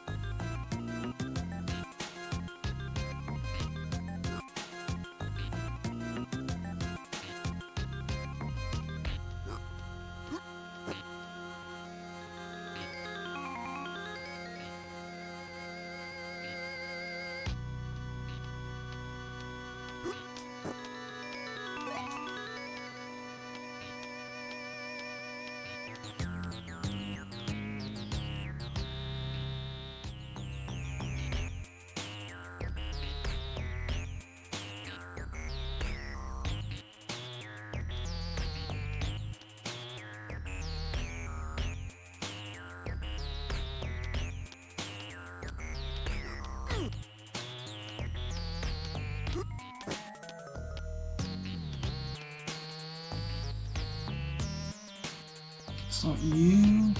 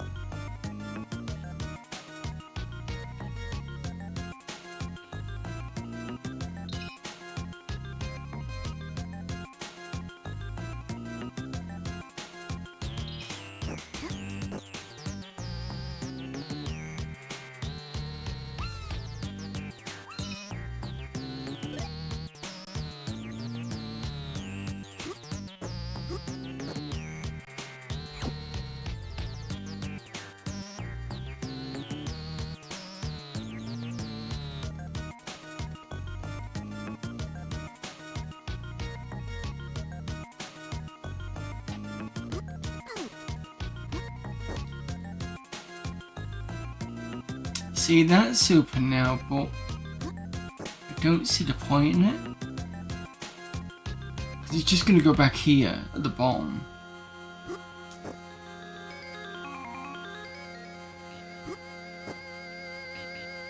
That's down now. Oh, there, BMT.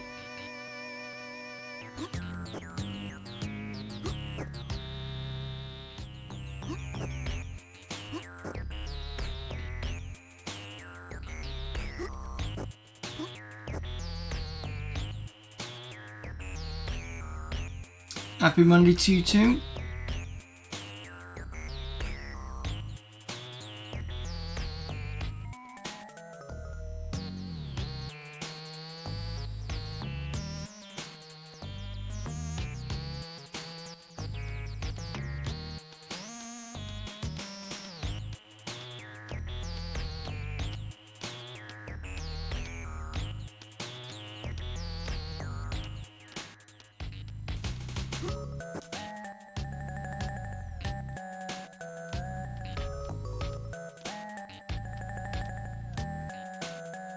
I do not understand this level.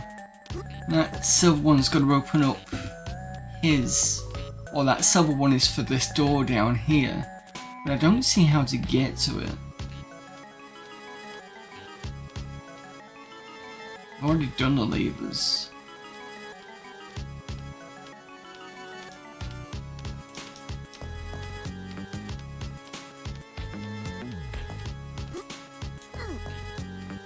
No.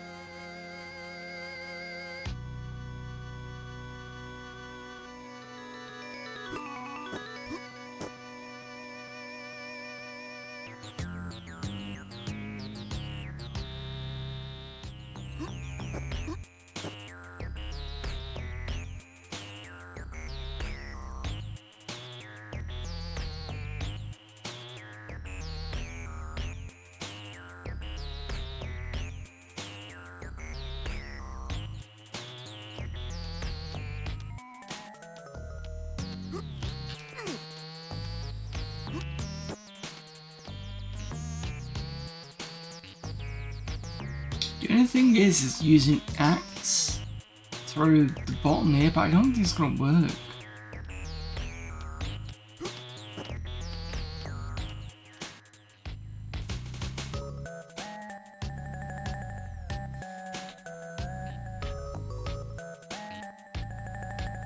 Unless there's something I'm missing, but I'm pretty sure I've not missed anything.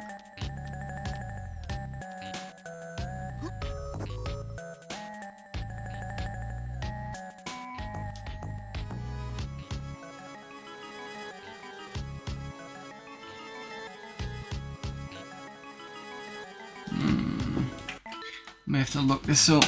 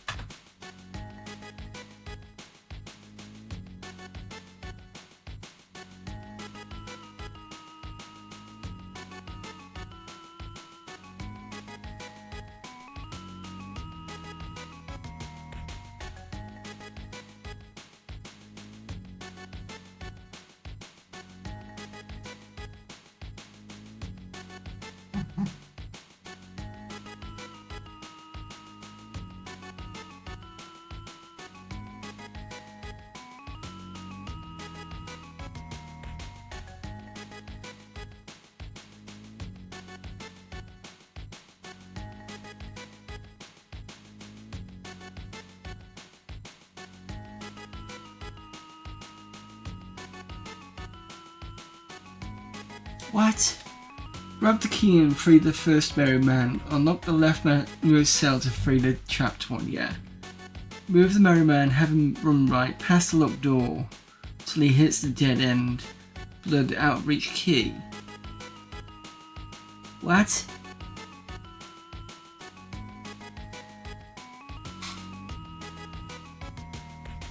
That's...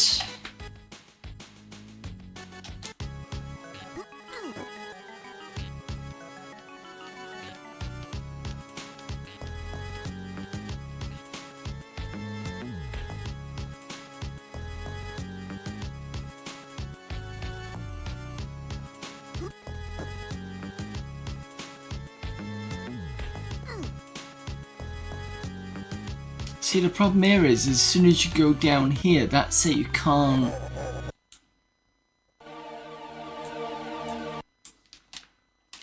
Can't go any further.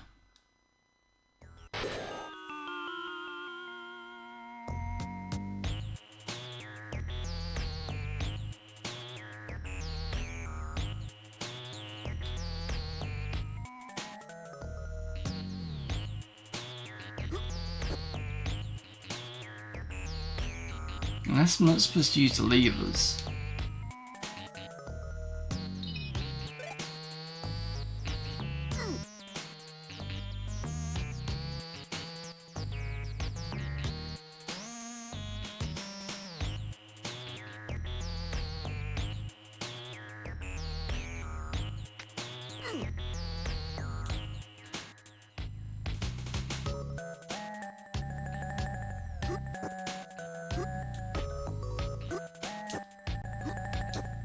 There's no way.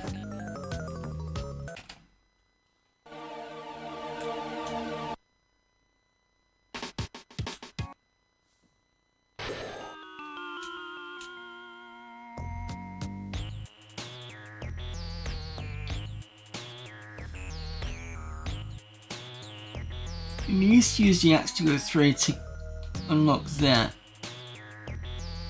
Or do I have to rush all... I can't rush all the way down because I'm stuck here until he pushes that lever.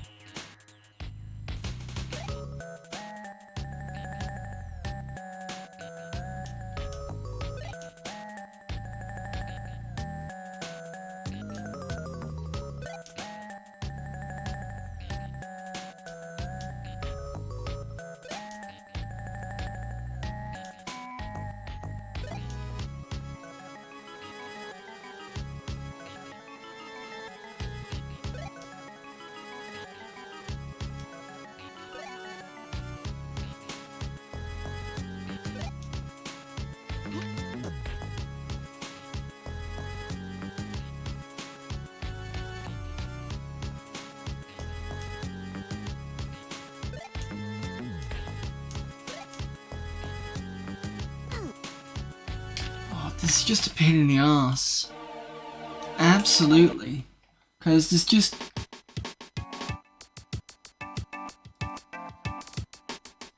not a way of doing that without...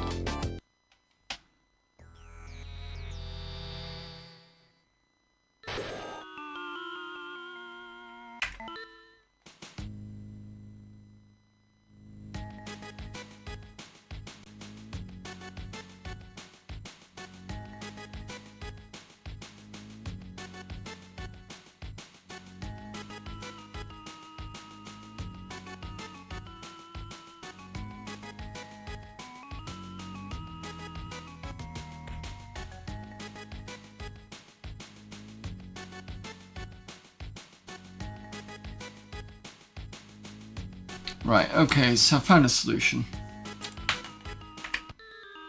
Switch the top lever that's on the top far left.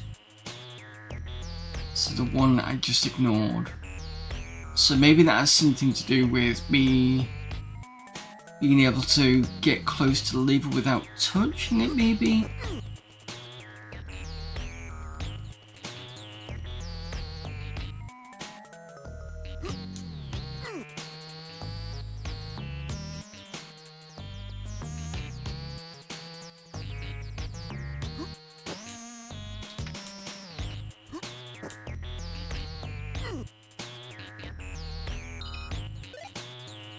Grab the X.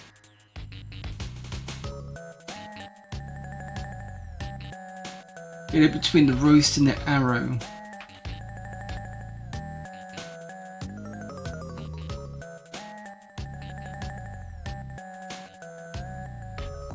The roast and the arrow. Oh. Right. Silly me. Enter the door next to the two crosses and take the key.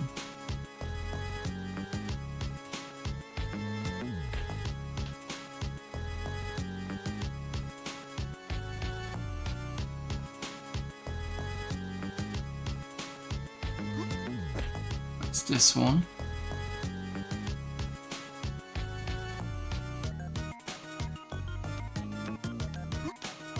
How?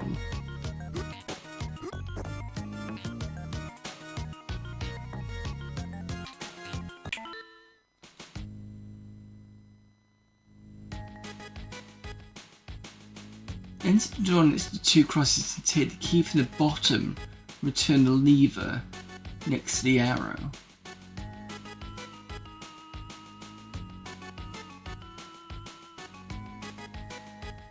Oh. Needs a gold key.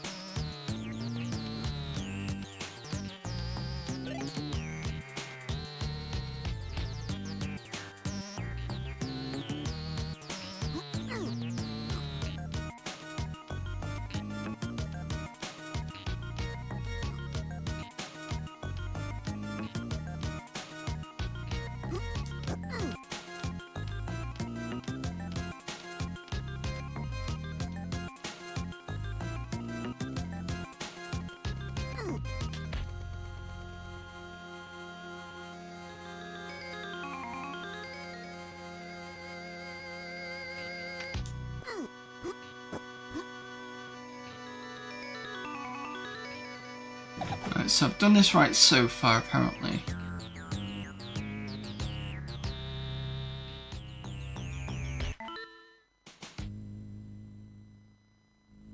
Enter the door next to the two crosses, break the wall. Break the wall under the three flags.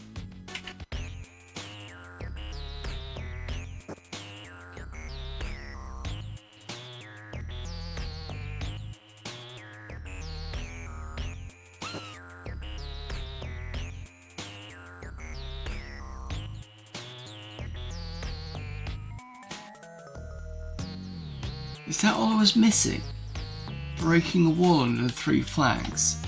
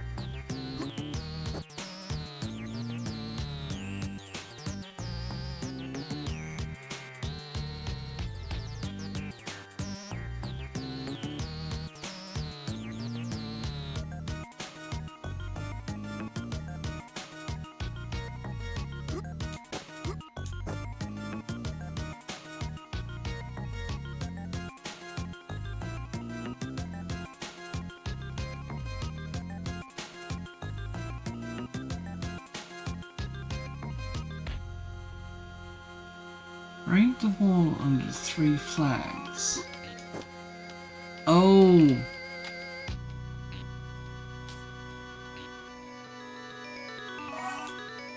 Right, I wasn't expecting that. Okay, fine, I can take the rest of it now.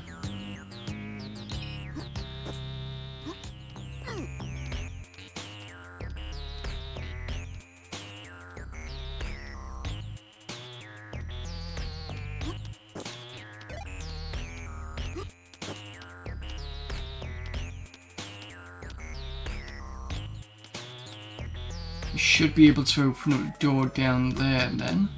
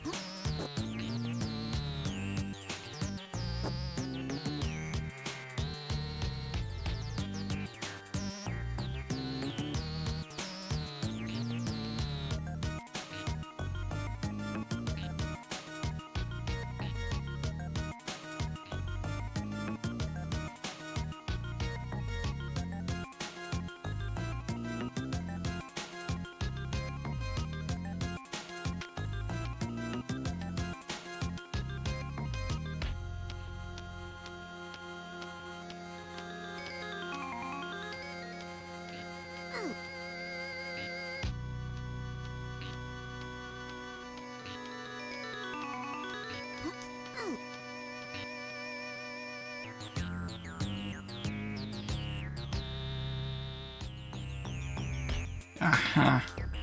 There we go.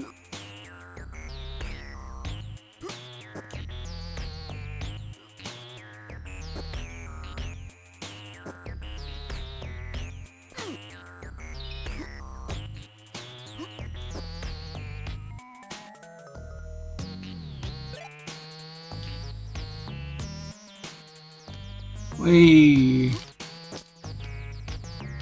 Right.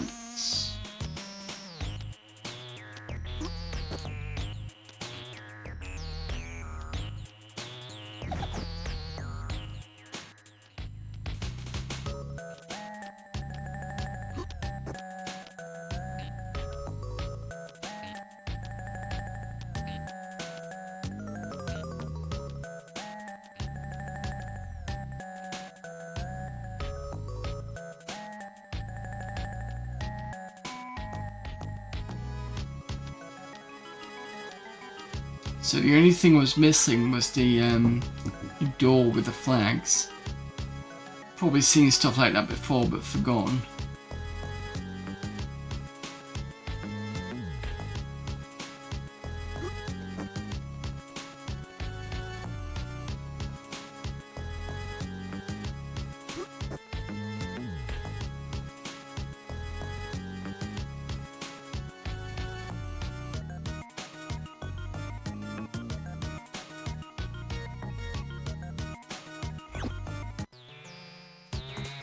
Ooh. 4 and move on.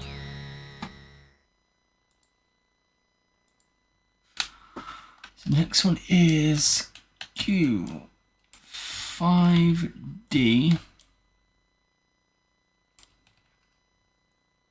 BD F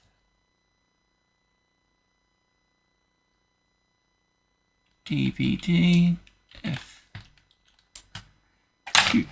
Q5D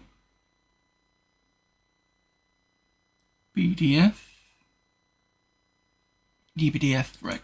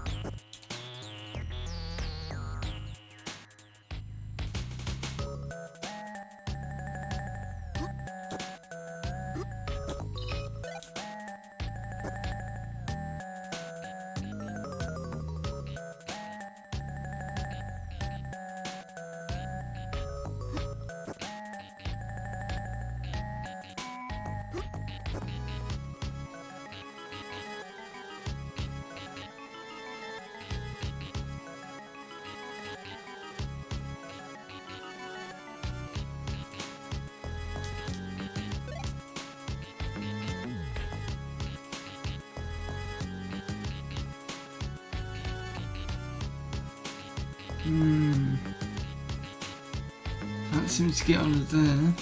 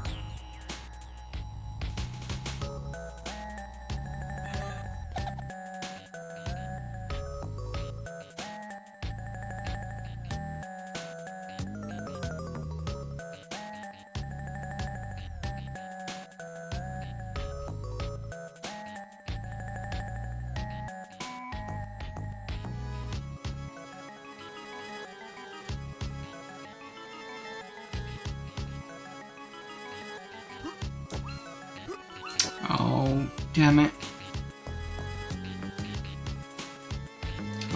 So I need to redo that.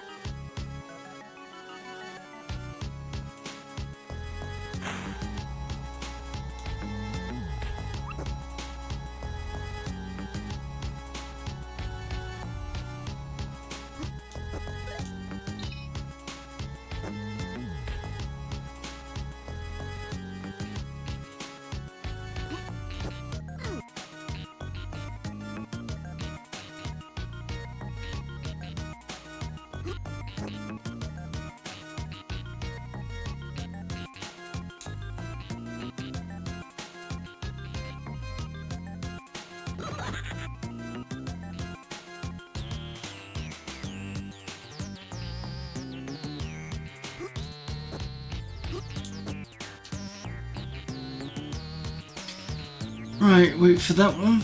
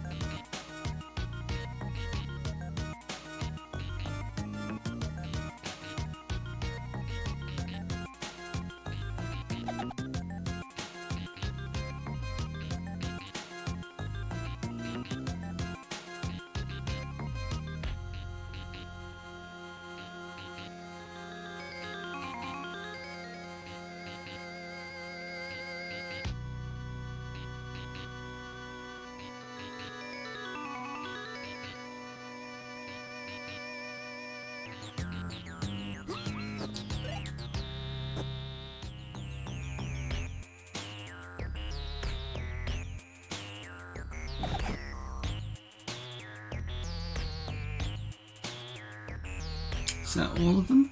I think it is, isn't it?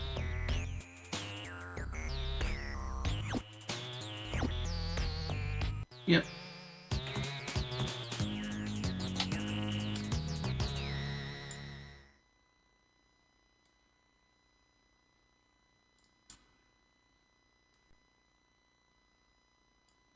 Q M D B K N J H Q T. Oops.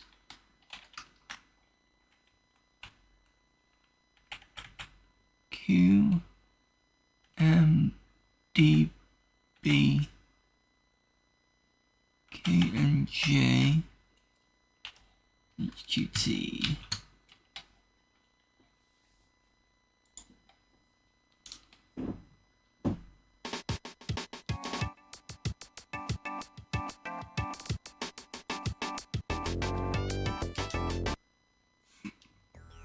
Excuse me.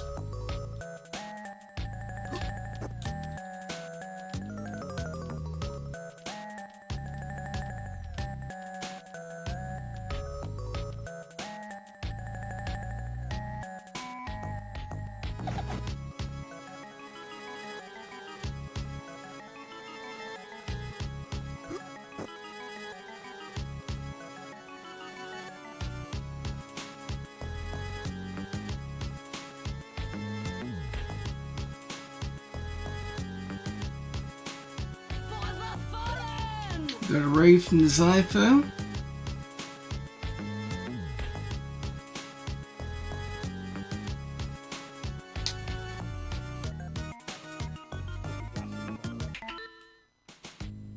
Are you ready?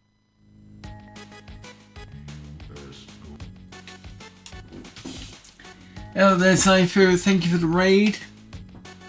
Used to love Benefactor crafting game. Yeah, well, I played a bit of it some while ago, and then when I finished Amiga, I was looking for another game that had the kind of password thing, so I decided to finish off Benefactor, and then after this it will be another password game will be Archipelago, so I need to do that at some point as well. What are you doing today? 8-bit Battle Royale with Amstrad TPC, Commodore 64 and ZX Spectrum. Any nice games? There's Zypher.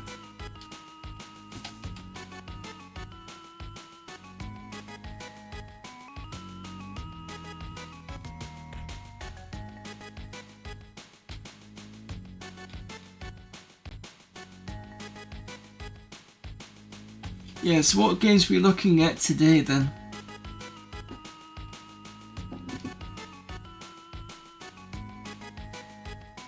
Marble Madness, Gilligan's Gold and Turbo Spree. Well, if I remember rightly, the Spectrum version, Gilligan's Gold, that was the one where you had to pick up the money and then stick it in the wheelbarrows, I think. I think that was okay in the ZX Spectrum. Turbo Spree... Was that the one where you had to drive in the city? It wasn't the racing one like Lotus, it was something else, was that right? And I can't remember Marble Madness on the ZX Spectrum. I've only played Marble Madness on 16-bit machines, I think. Yes, because the first time I played it was the Mega Drive, and I think I might have done a bit on the Amiga as well, possibly ST. The only thing close to that was on the ZX Spectrum that I would have played was Spin Dizzy, but I don't think I played Marble Madness. Early GTA, yes, fair enough.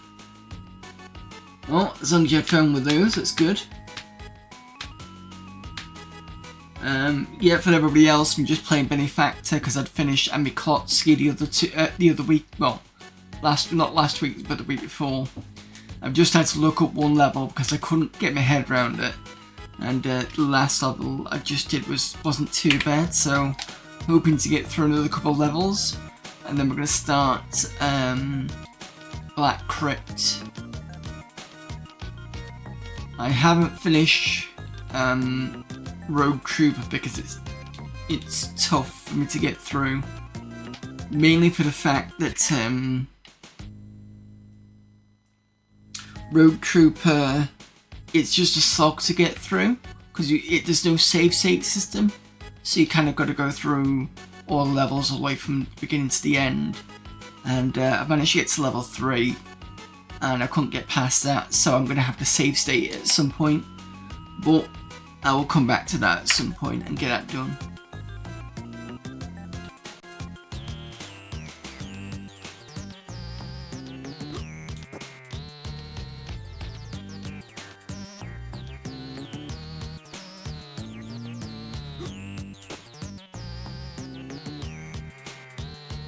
I see. Need to repair that.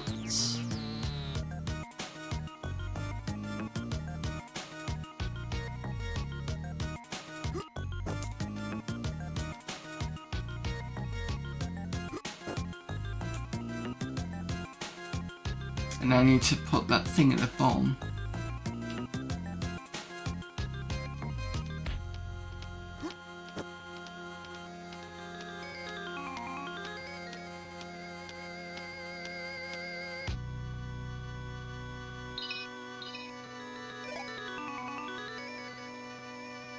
Oh, okay.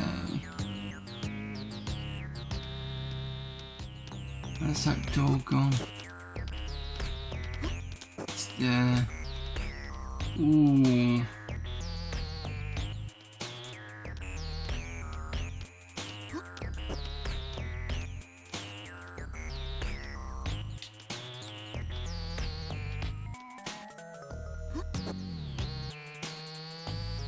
Spin Dizzy and Marble Madness are absolute bangers. Yeah, I remember is it last year's Amiga August? And they did the Marble Madness run. I managed to get further in that than I'd ever done before. So that was good. Not played this game since back in the day, don't remember getting this far. Yeah, there's different worlds to this. And this is it stone and something else? Or the castle world, as other people like to call it.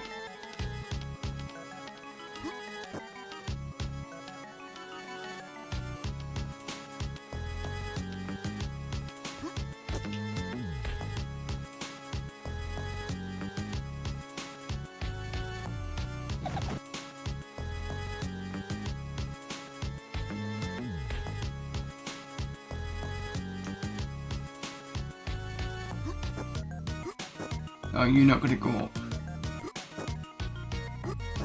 Nope. No, you don't want to get up. Okay, fine.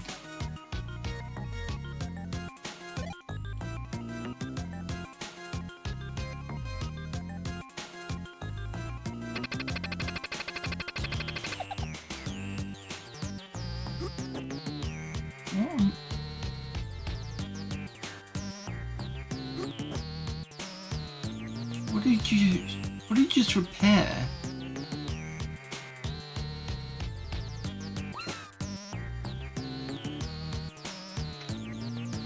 Oh, okay.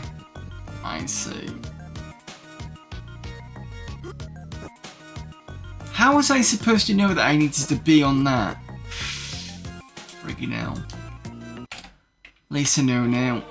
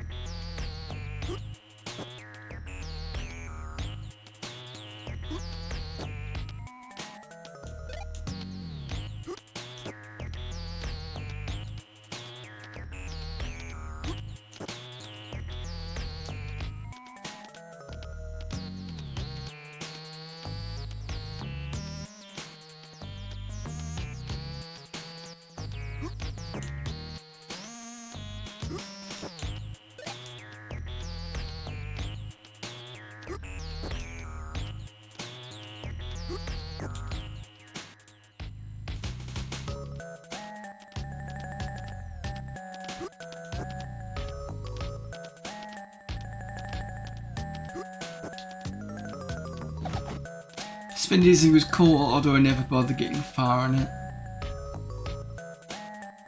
Yeah, the music is very good on this. Yes, first time. So I played up until this point, or just before, a couple of levels before, previously, and never got around to finishing it, so this is me trying to get it all done.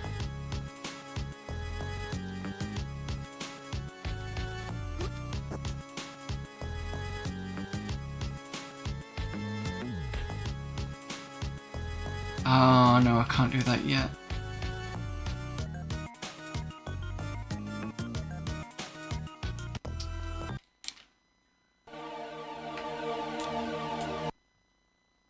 I hate it when you do press the button, it ends up being a bit too late.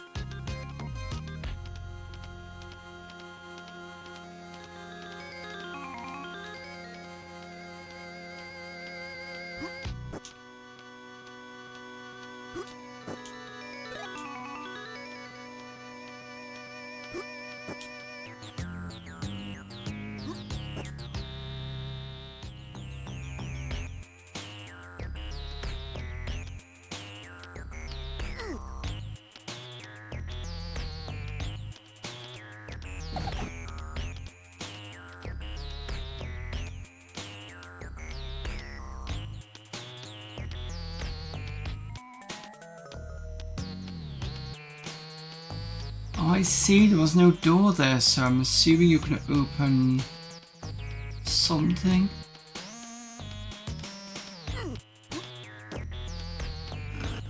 Aha.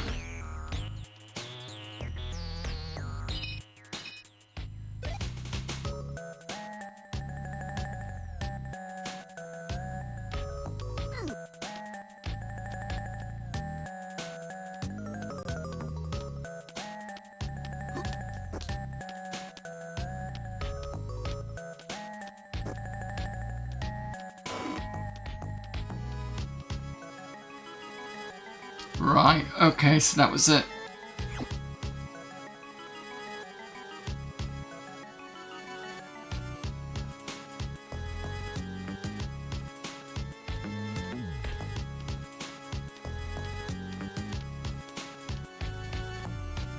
And once he enters in, I'm going to note down the password, and then I'm going to go for a break.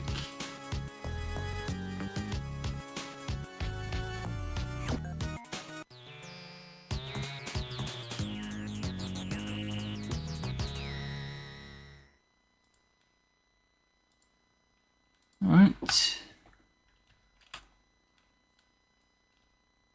14Q FPT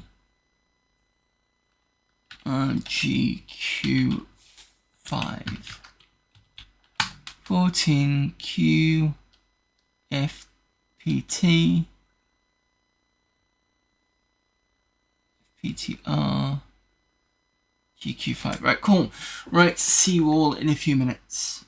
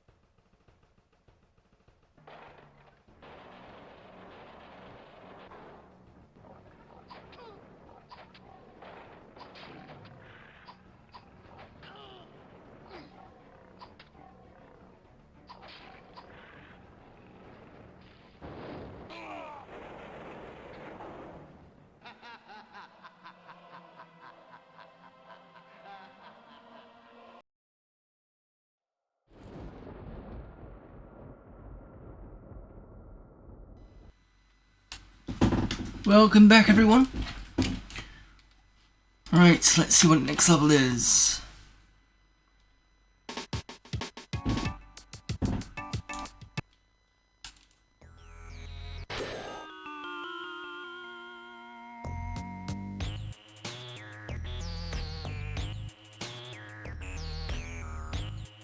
Five doors.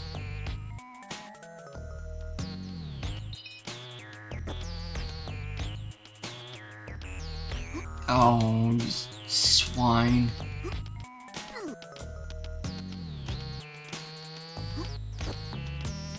Hope I can get back up.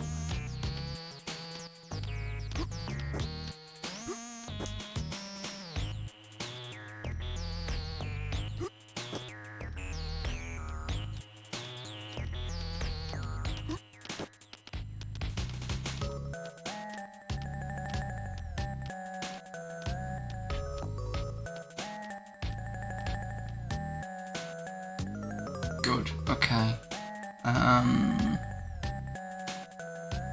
One. Another candle swinging one.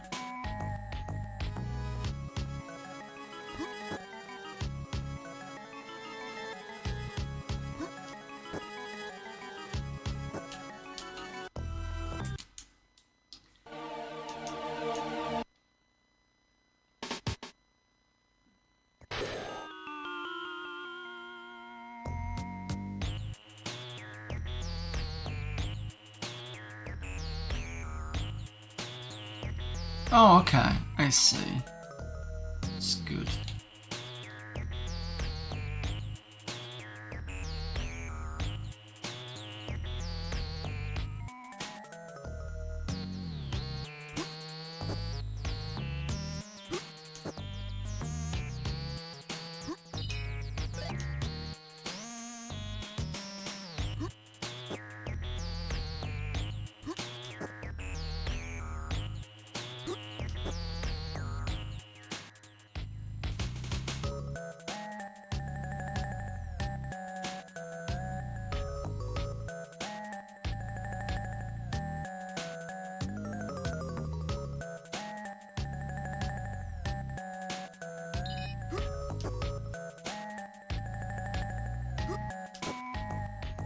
I'm assuming the other one comes to that. So this one comes to the bottom right of that? No, it's completely different. Okay.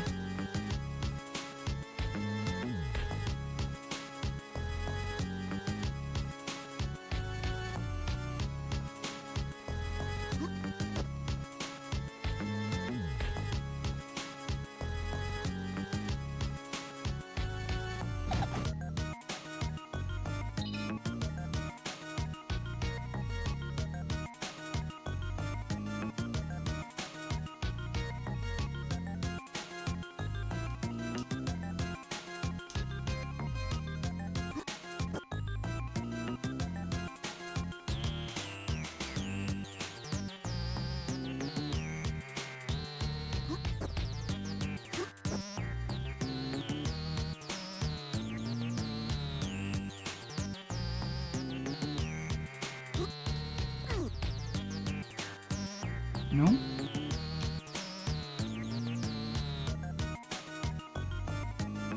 Unless it's broken and needs fixing.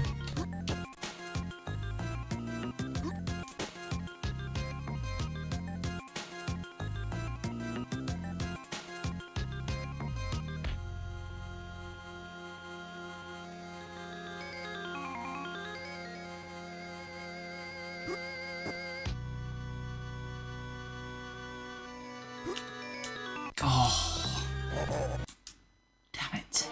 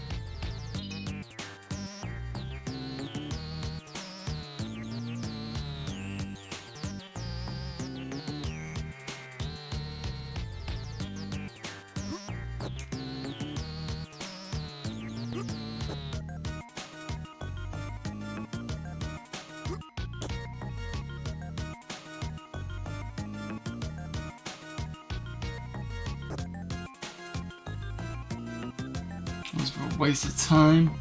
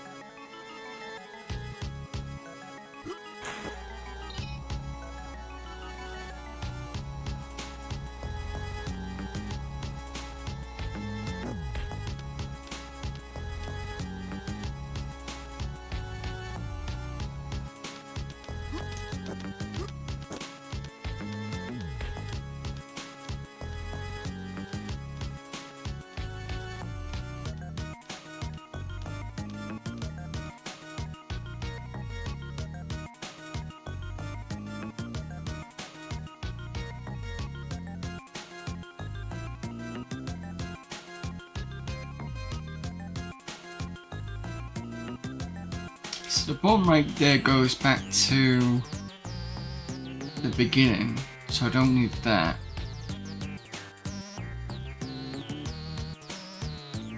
This we've already done, but the little guy is waiting for something, which I originally thought I just needed to jump on the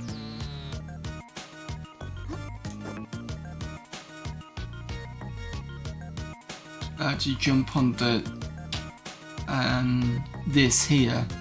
It doesn't look like that's the case.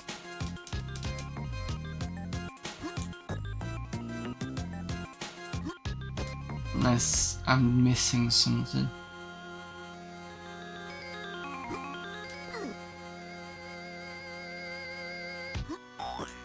Oh. Okay.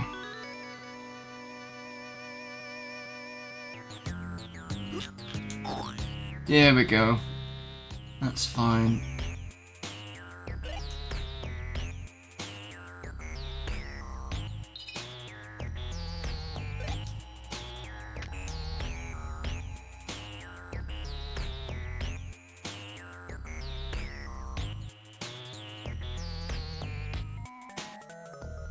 Should have realised it was something as simple as that, and I did think of that in the first place, but then I was like, nah, it can't be. Should have went with my gut instinct.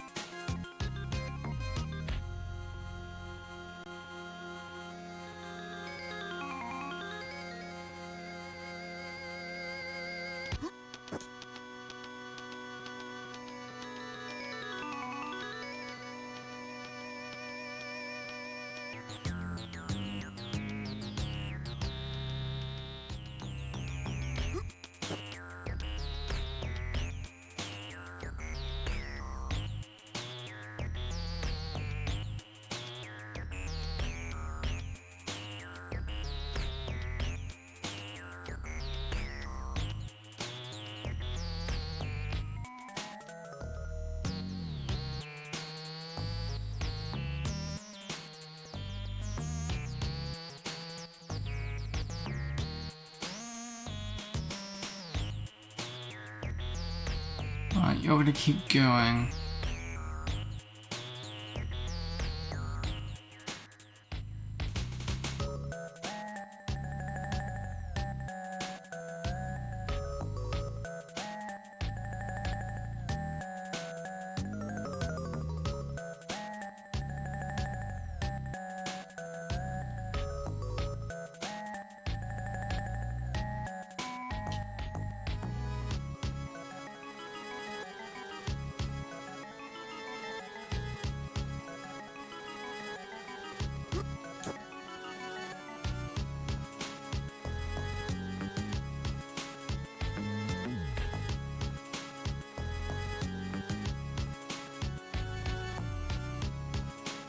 You disappeared. Where have you gone?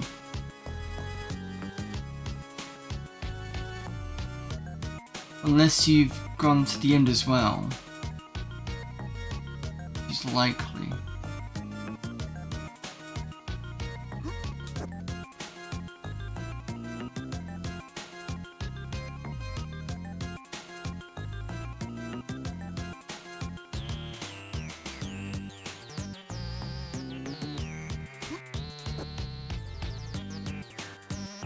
Oh, okay, fair enough. Right, I'll get this noted down and then we're going to move on to the next game. So we've managed to get through a few more levels of this. 3 LQ J B M P 3 1 L. Just check that. 3 QL JB map 31L. Excellent, right. We will get back to that next week. Probably smash a few more levels. So, according to one person, the worlds of this are named Underworld, Tombs of Egypt, Treetop Rescue. This one is Stones and Bones. And then there's another 3 after that. There's Merry Winterland, Techno Treat, and To Hell with Miniat. Each having about 1 to 9 levels. And I don't know how many ones I've done in Stones and Bones. So I've probably got another couple before I shift over to the Merry Winterland. So, be good to see that. Right, Black Crypt.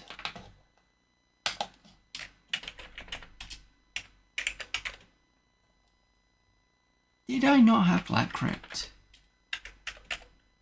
No, I don't. Okay.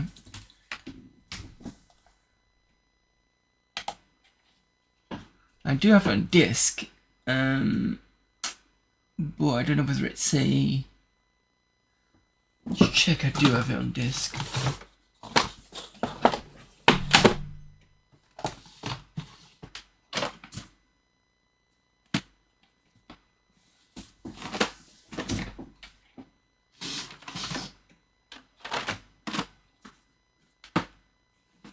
I'm sure I'd seen a copy of it somewhere.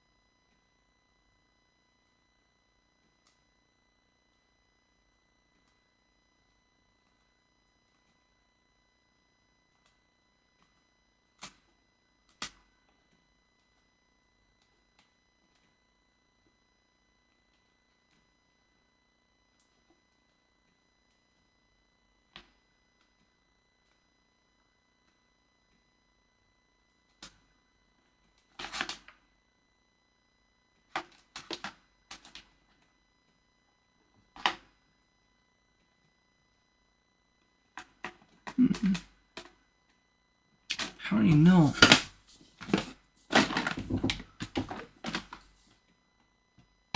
Sure I'd seen a copy of that Crypt somewhere.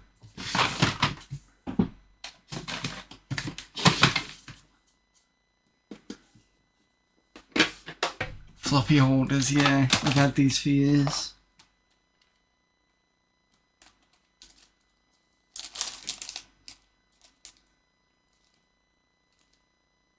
Here we go.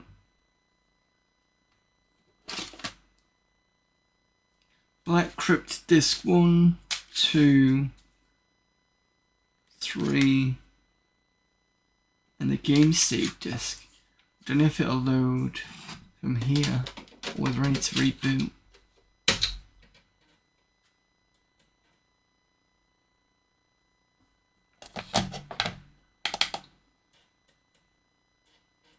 Oh, I can install it. Can I run it?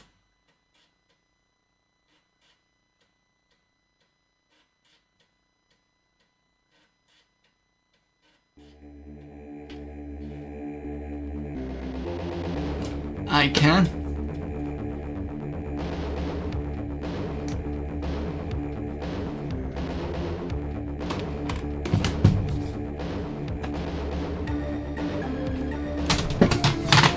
There you go.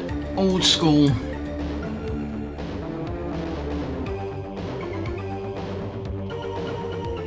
$19.92.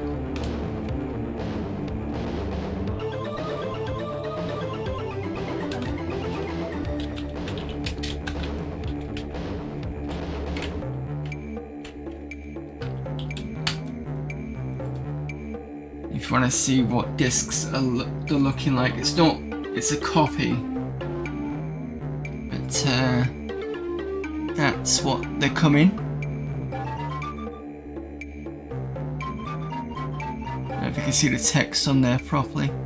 There you go.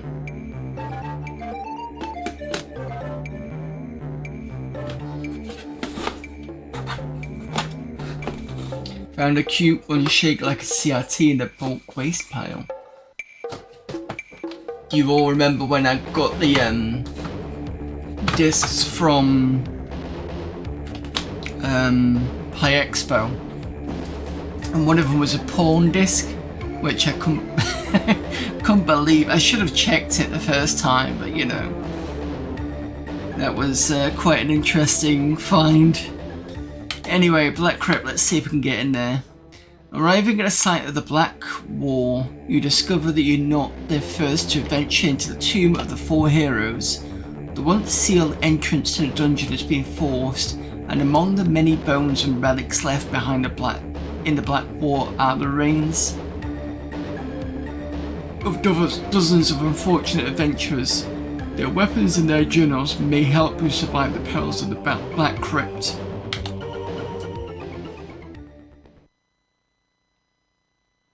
Suppose we could create a new party.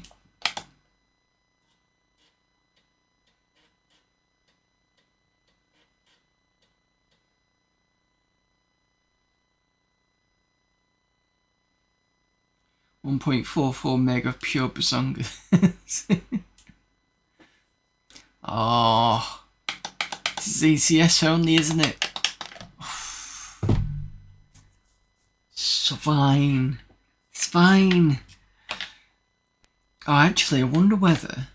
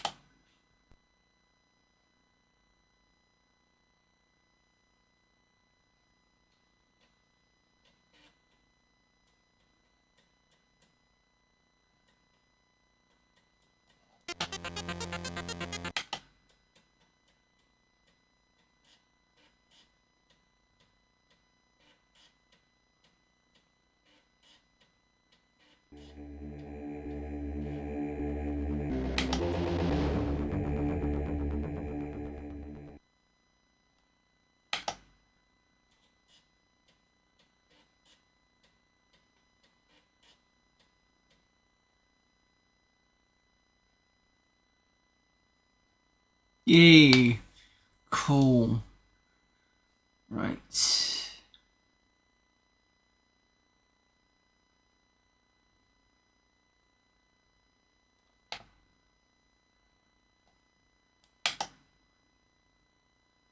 I can have different faces for my cleric. So let's bring in my old fighters. So let's give, we've got only fighter, cleric, magic user and druid. Cool. Who ended up being my cleric in, oh.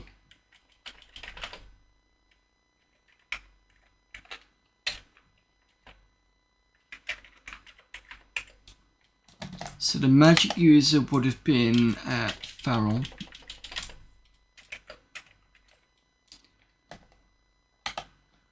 The druid is kind of like a mix between in fact, can I swap? Oh, I don't have to stick with that. But they give me a druid, so I might as well go with that. Who's going to be a druid? Because a druid's more like I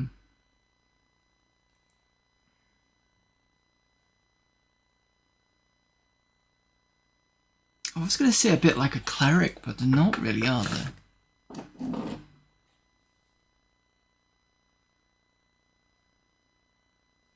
I think Zilith can be a druid.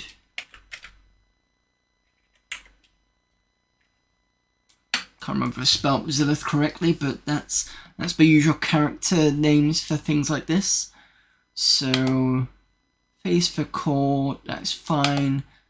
For you.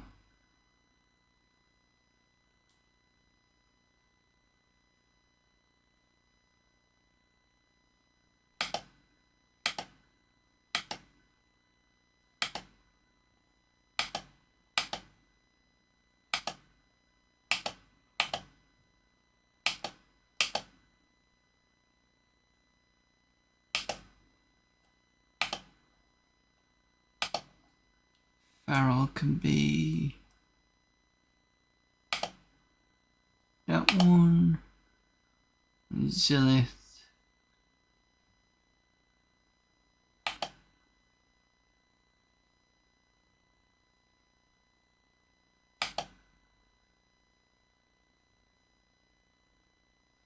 Okay. And I've got a pool to spend. This is going to be interesting.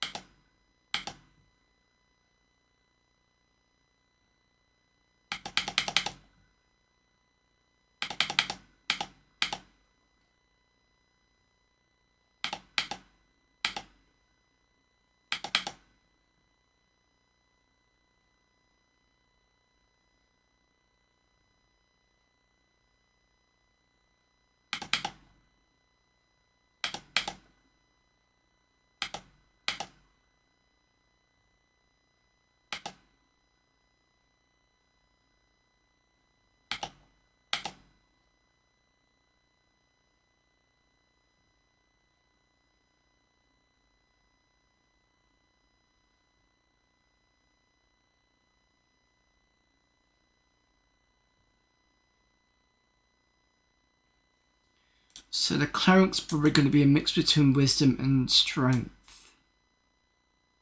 Is this AD&D? I think it's just a base dungeon crawler. I don't think it's got anything to do with D&D.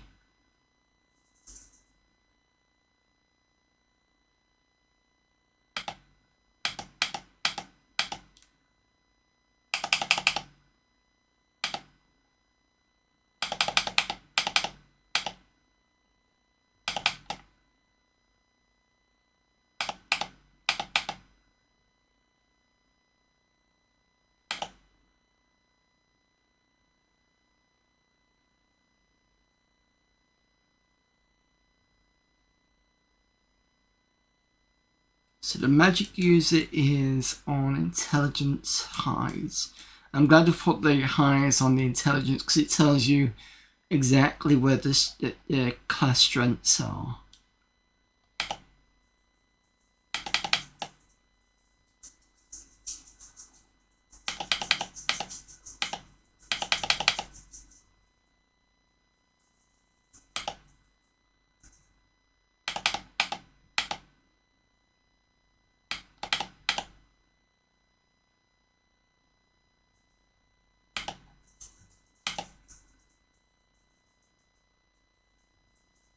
So you're more wisdom, constitution.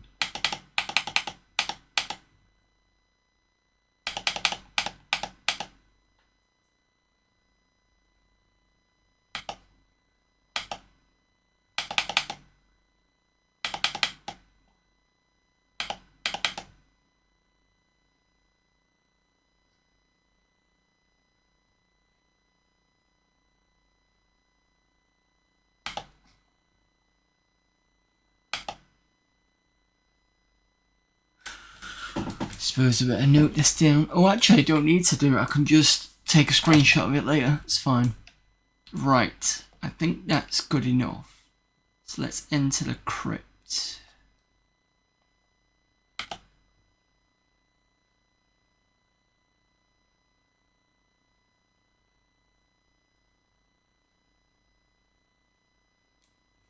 I need to do a save disk here?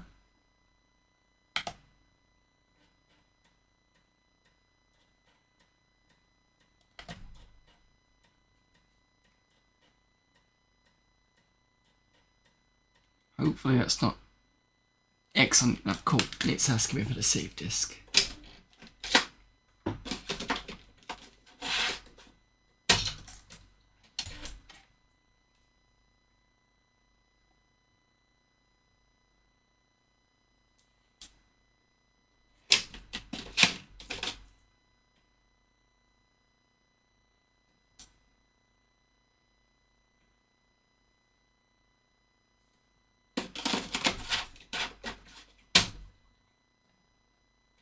Is it?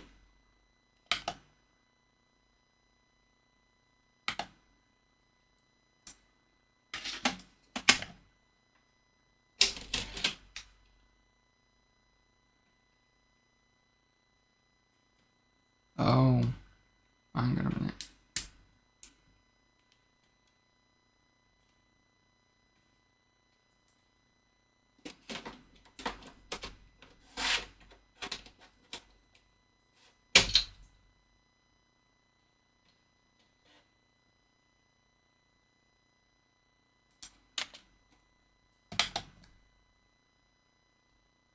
Oh, game disk, what it's asking for. Silly me.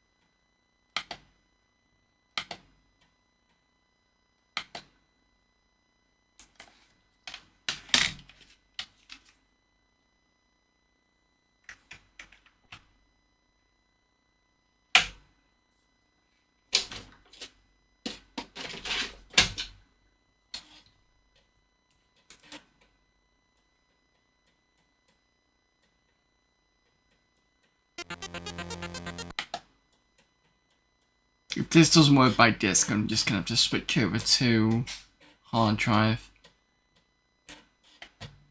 Or I could just run it through...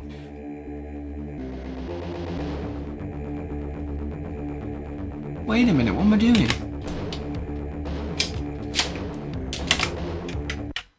There's an installer on there anyway, isn't there?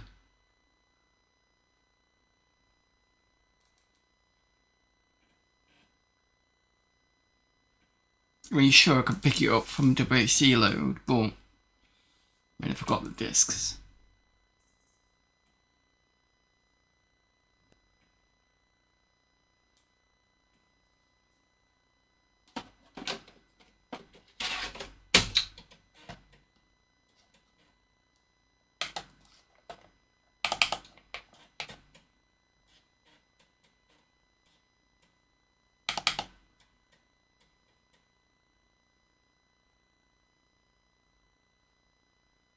Right, so I remember...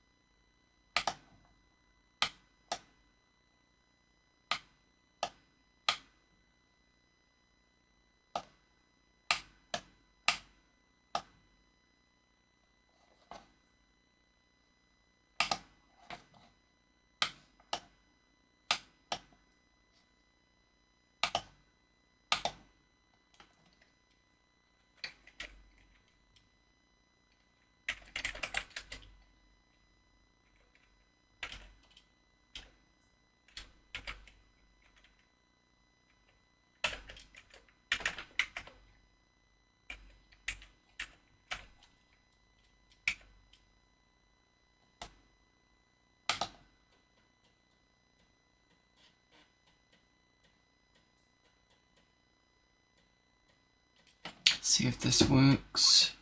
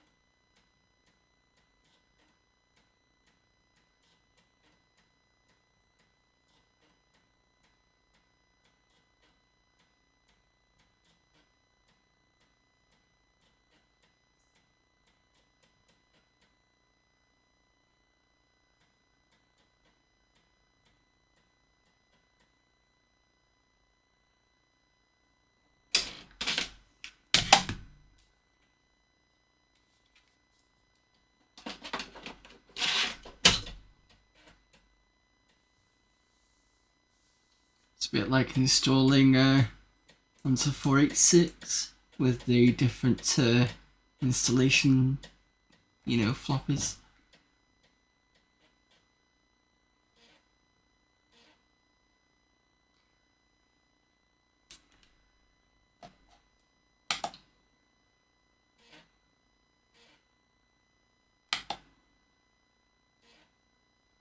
Spoke too soon. Simple enough.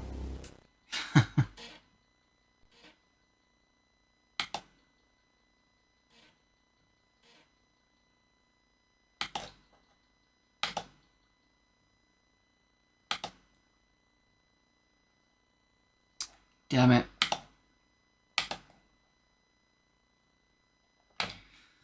Oh well, it was worth a try. I'm not giving up yet, I'm just... I need to install a few bits, but...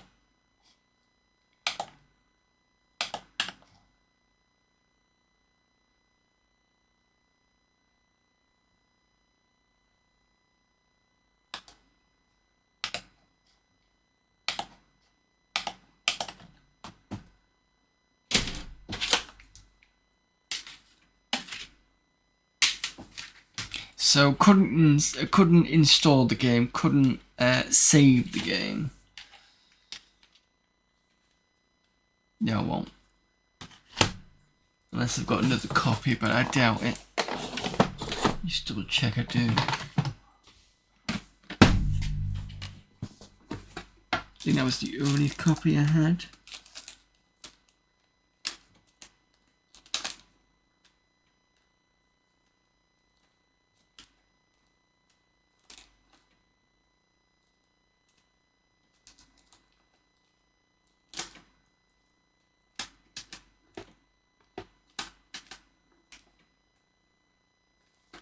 Yeah, that was the only copy. Alright, fair enough. I'll just have to come from the HD load.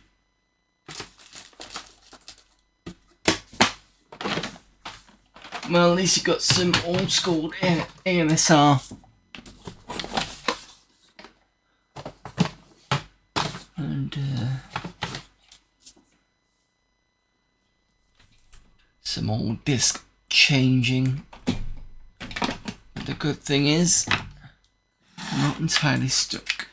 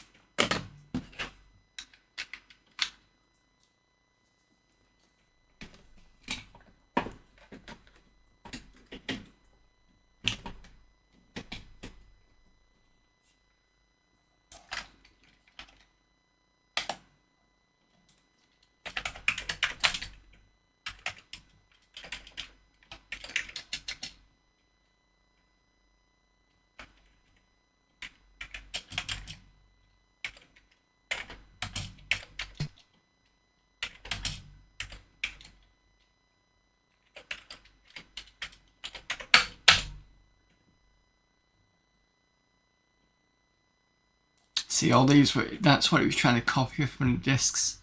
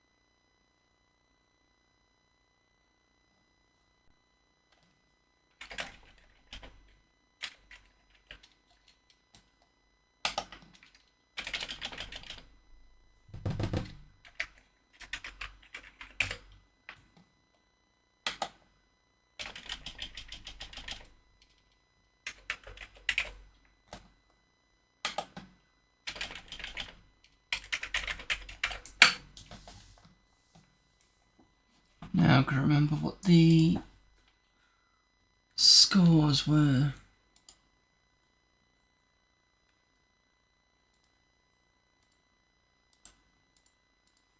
Shouldn't take me long.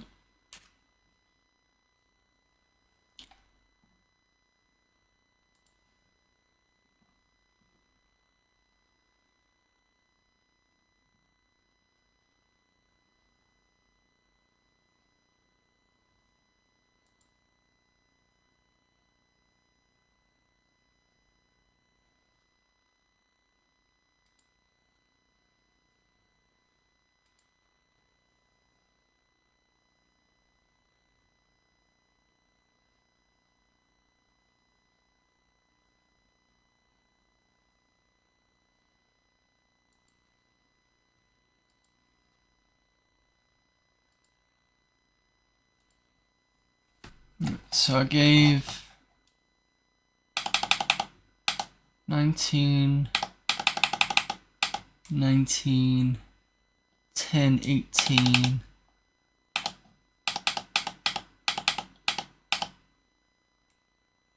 9. Yep. You got 18, 13.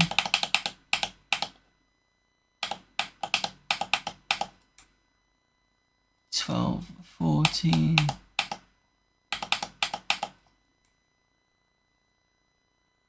And 18 there. 12, 17, 20.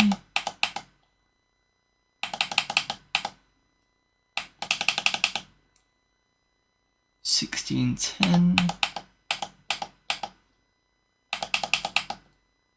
You got 10, 13, 11.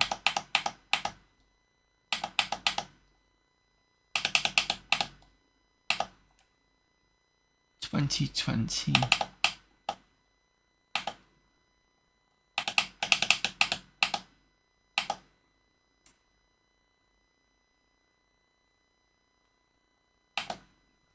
There we go. And then, yes, you were this one, you were this one, and you were this one. There you go. Didn't take long. Right, cross your fingers, this works.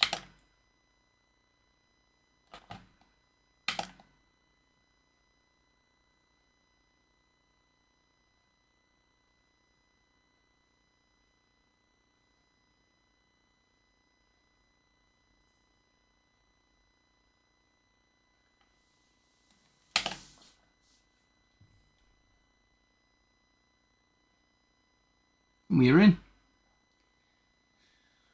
Right.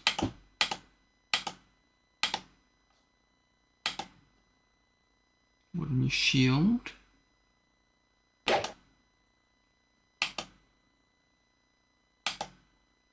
A backpack.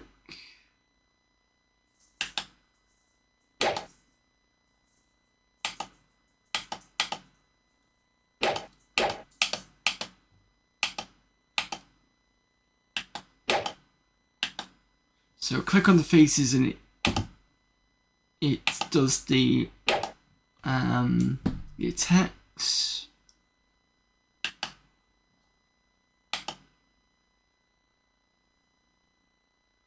Don't want to click on the person I want to move.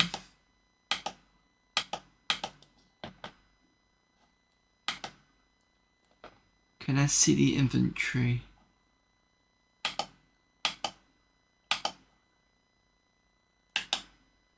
Right click the pouch for the inventory.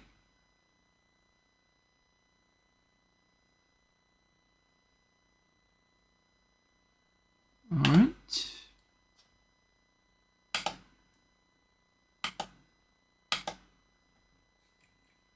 You can use the arrow keys.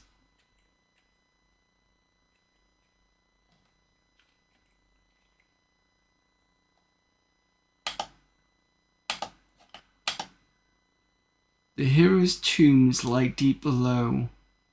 Your way is thick with lock and foe.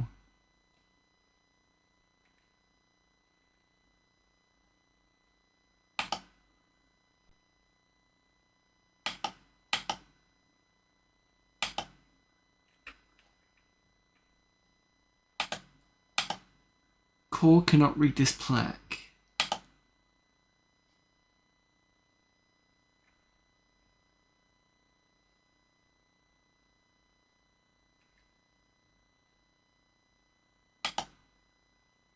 Oh.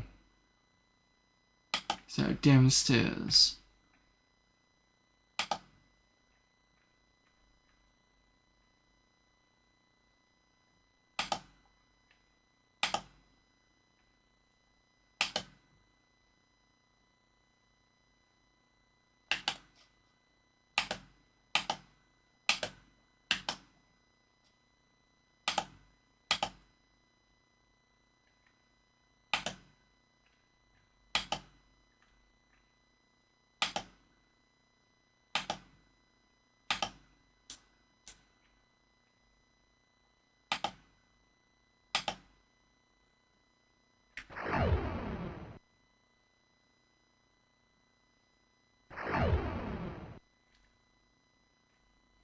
Right, so I can't go that way.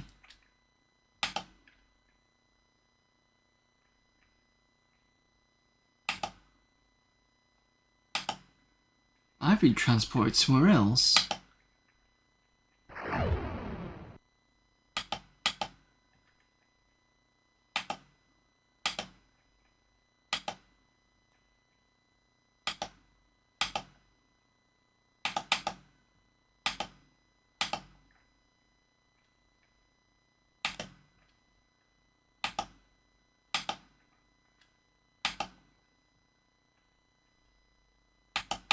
This is... Okay, who are you?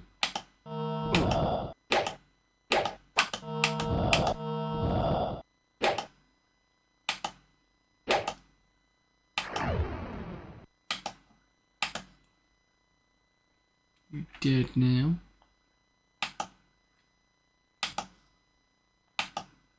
Old scroll.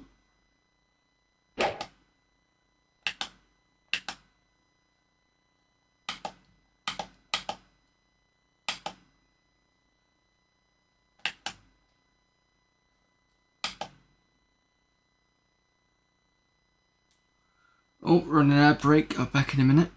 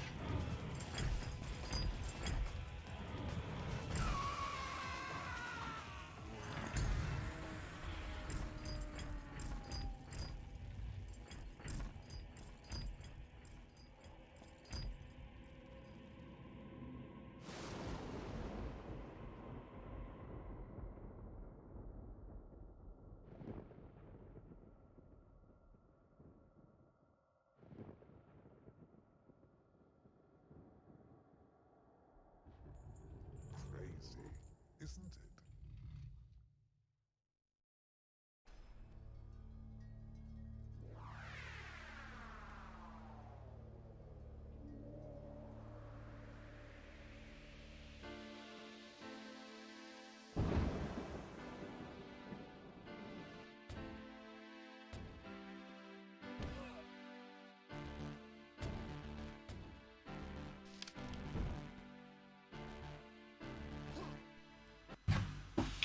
Right, welcome back everyone. So, all I did was go into the knapsack what we'd seen, which is to right click and then clicked on the face here to get this. It says Ogre Blade is cursed, its ways are wicked. If you possess this evil sword, your life force will slowly drain away. I'm assuming, yeah, this is a small pouch. Okay. Well, oh, he's only got a certain amount of space, I see. Right. And it isn't... Oh. So if I right click him...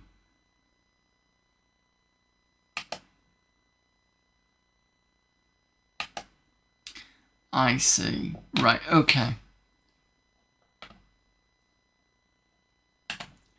Just getting to grips with this.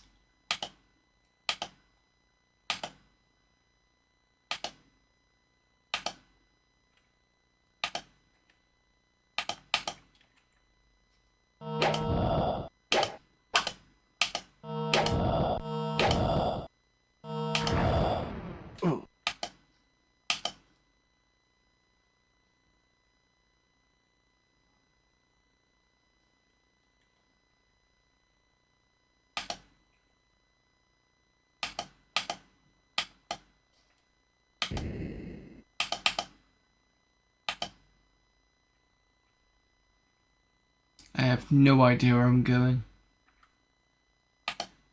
I didn't even expect to be teleported here, to be honest.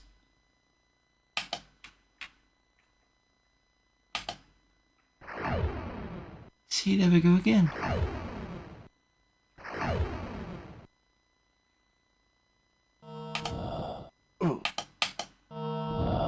Great, been shot at.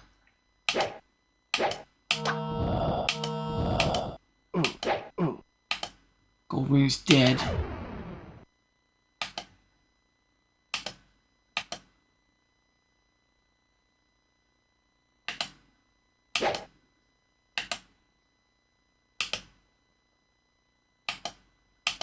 Death gem, I'm assuming, means that I can resurrect the person.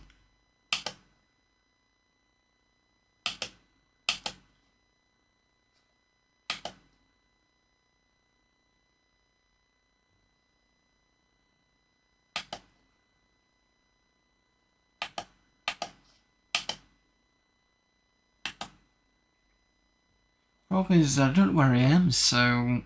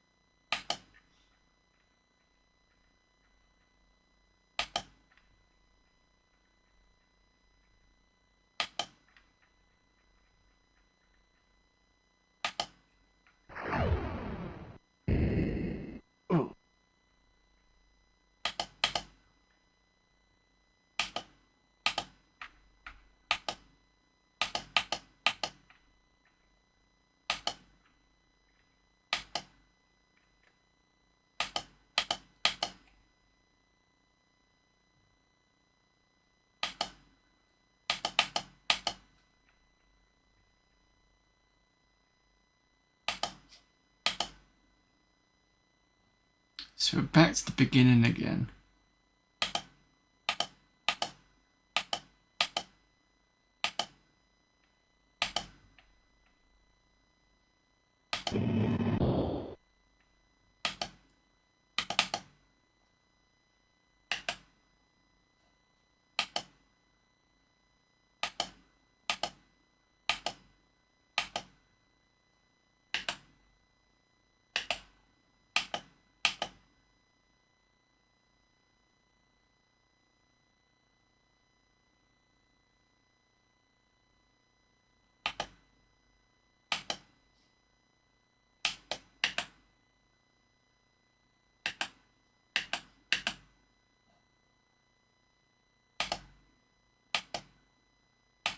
I'm sure I picked up a key somewhere.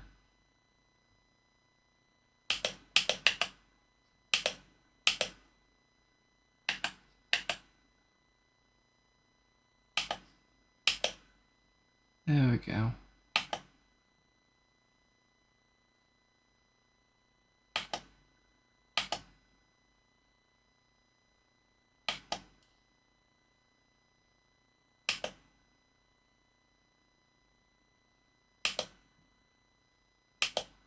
Aha.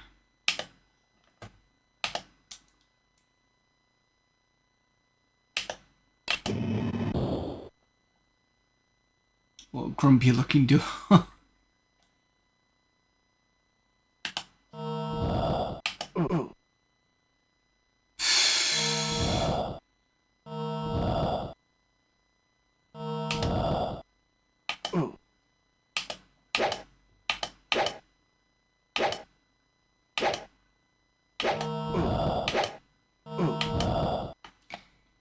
Oh god.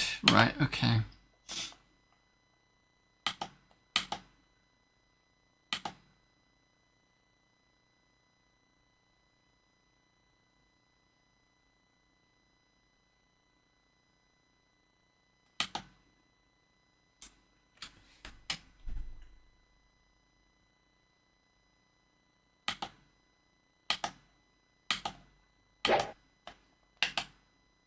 Right, so I can put bags on either of these two, which is fine. Okay, I get that.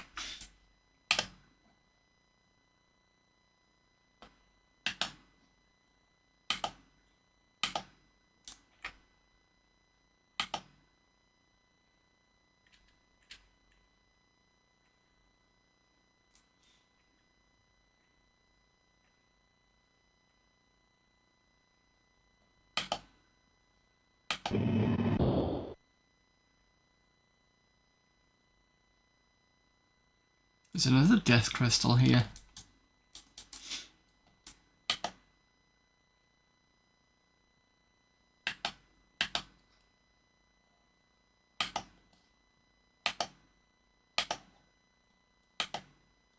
I was foolish to attack the two-headed beast. He is far too strong for my broadsword. If I'd only had the magic sword Ogre Blade. Yeah, but Ogre Blade is apparently dangerous.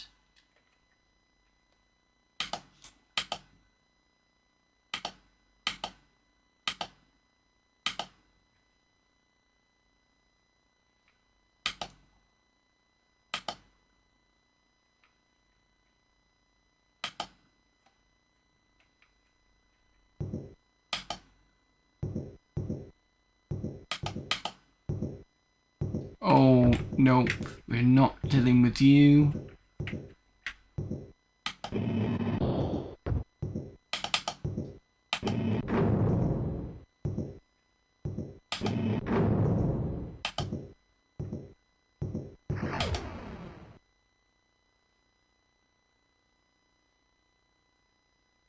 Hopefully he doesn't follow upstairs.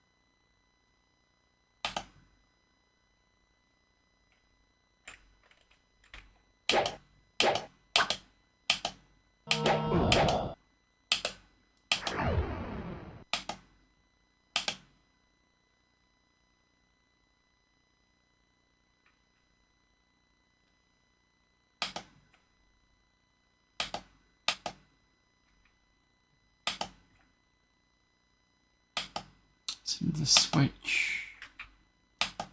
Ooh. Water skin.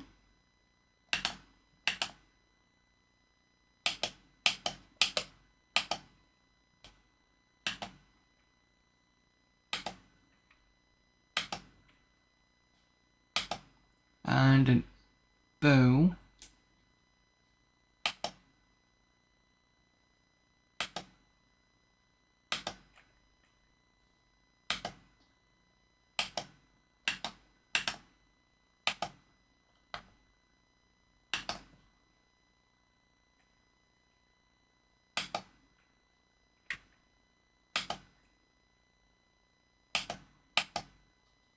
With the water skin, I'm assuming.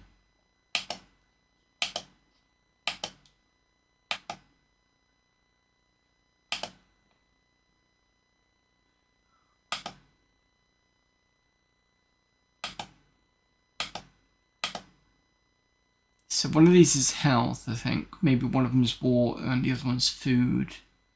I'm guessing.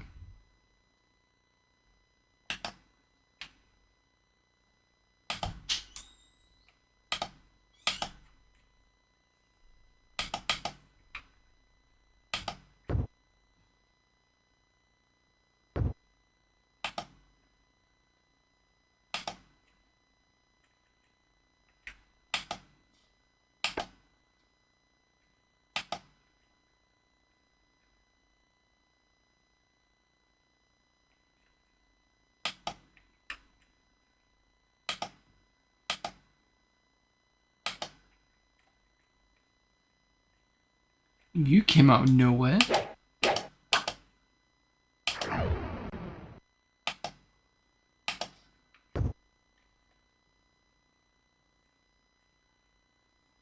It's like these monsters spawn in.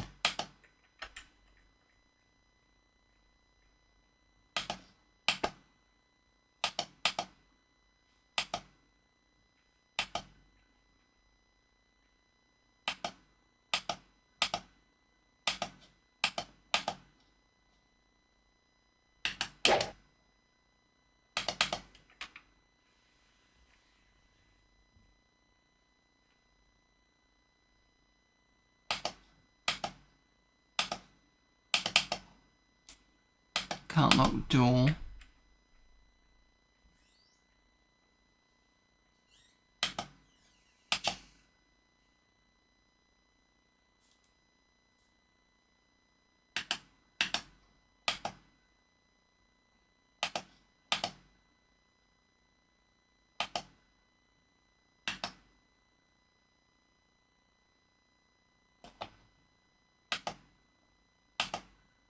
Guessing is where the spells are, because I can't see any spells that I've got currently.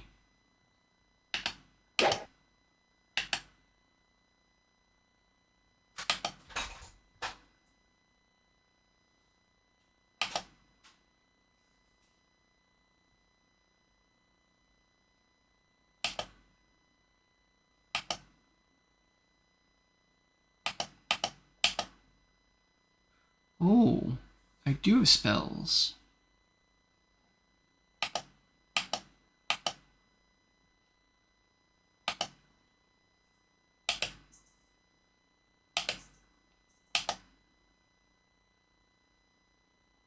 Okay.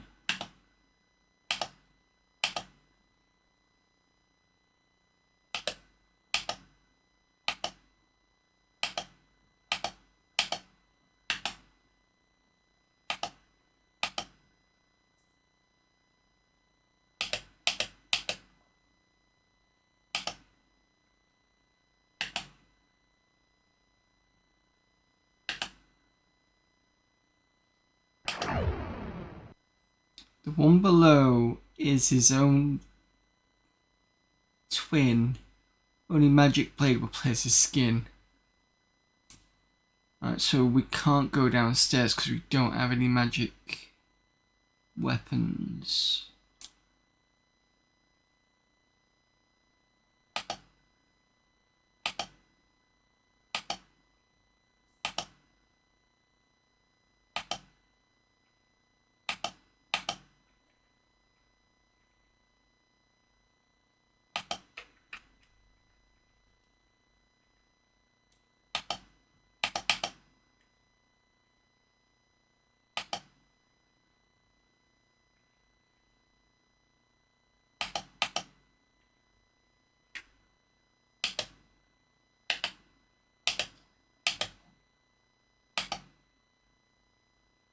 Scroll of Life.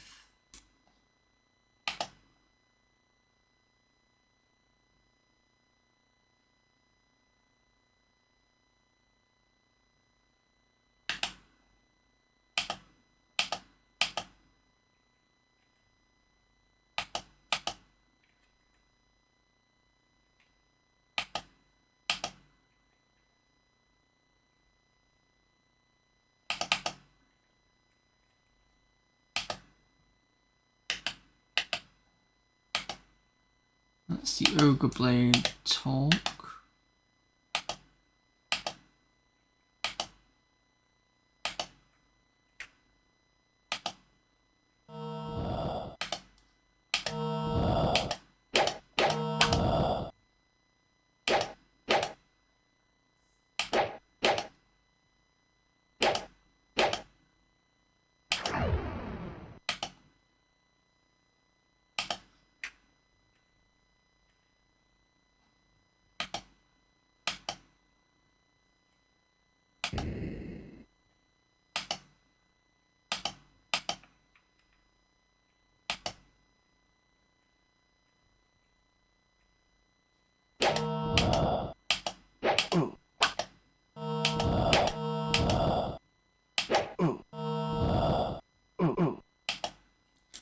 Jesus.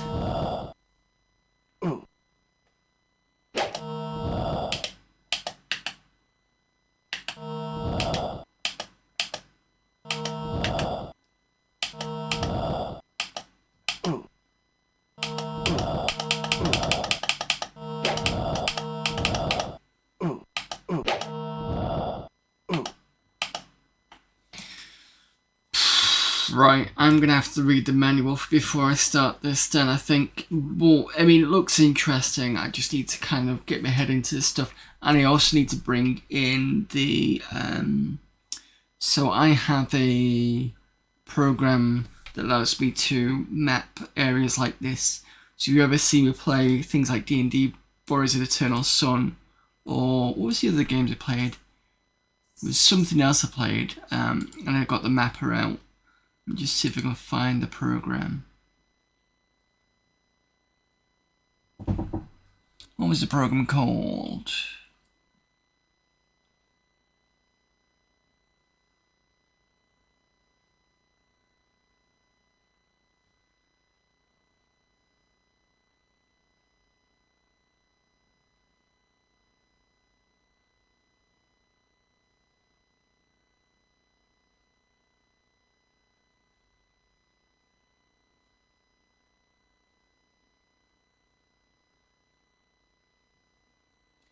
Where have you gone?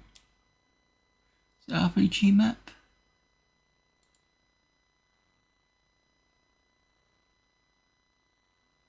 Yes.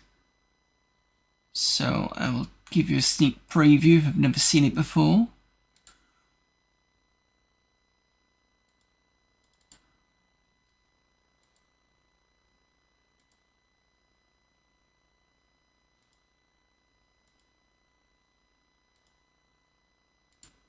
That's what it looks like. It means I can start mapping stuff out through... It'll take me a bit longer. It means I can sort of get through some of these levels a bit better. Let me just see if...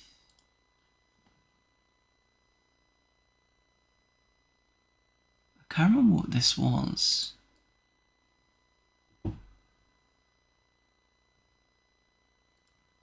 So you can see perhaps this there.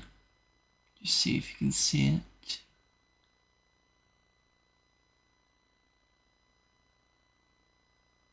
Yeah. And I can zoom in. You can see how I've put everything around. And I can use the arrow keys to shift around. So this was in D&D, the Warriors of the Eternal Sun. Apologies if I'm showing you stuff maps. Trying to forget, but Crypt of Drath from level 3 of Exile that I've had to do. So you can see how useful it is. And that was... Oh, what was that, the first game or the second? That was the first game. I can't remember if I...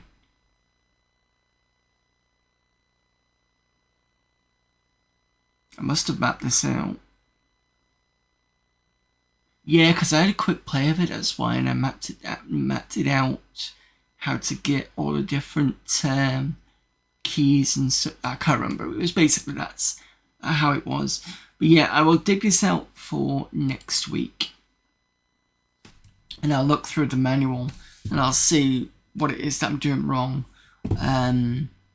But yeah, it's probably going to take a bit of getting used to. But yes, I will definitely have a look at this next week. Right, so thank you everyone for popping in. It's been a bit of a longer stream than usual today. I will be back.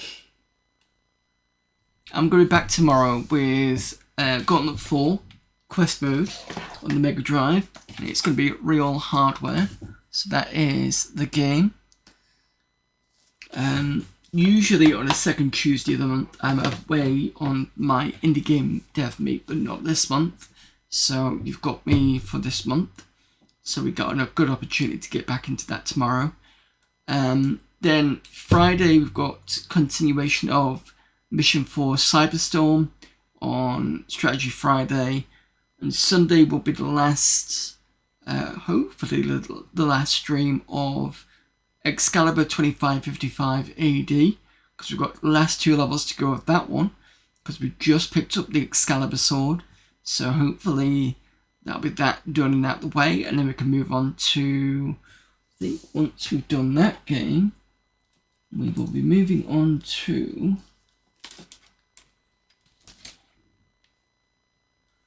yeah, here it is. This on the Xbox. It'll be via the 360, but Xbox is old enough, I can do it, it's fine. Plus it'd be good to get something a bit more different, a bit more retro modern. Right, so that's your week for this week. Let's see who's available for raiding.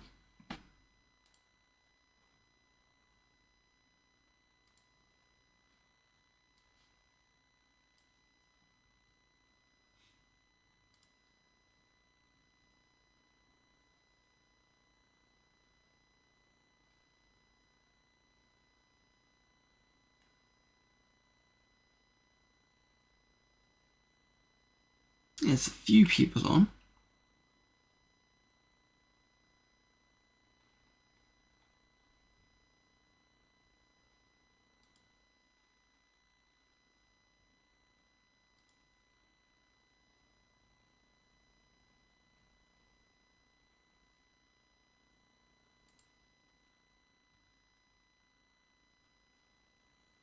Let's go raid that girl Joey to keep on the Amiga love. Who's playing Alien Breed. Let's start a raid. Right. Hopefully see you all tomorrow. If not, you know the rest of my schedule. Until then, bye.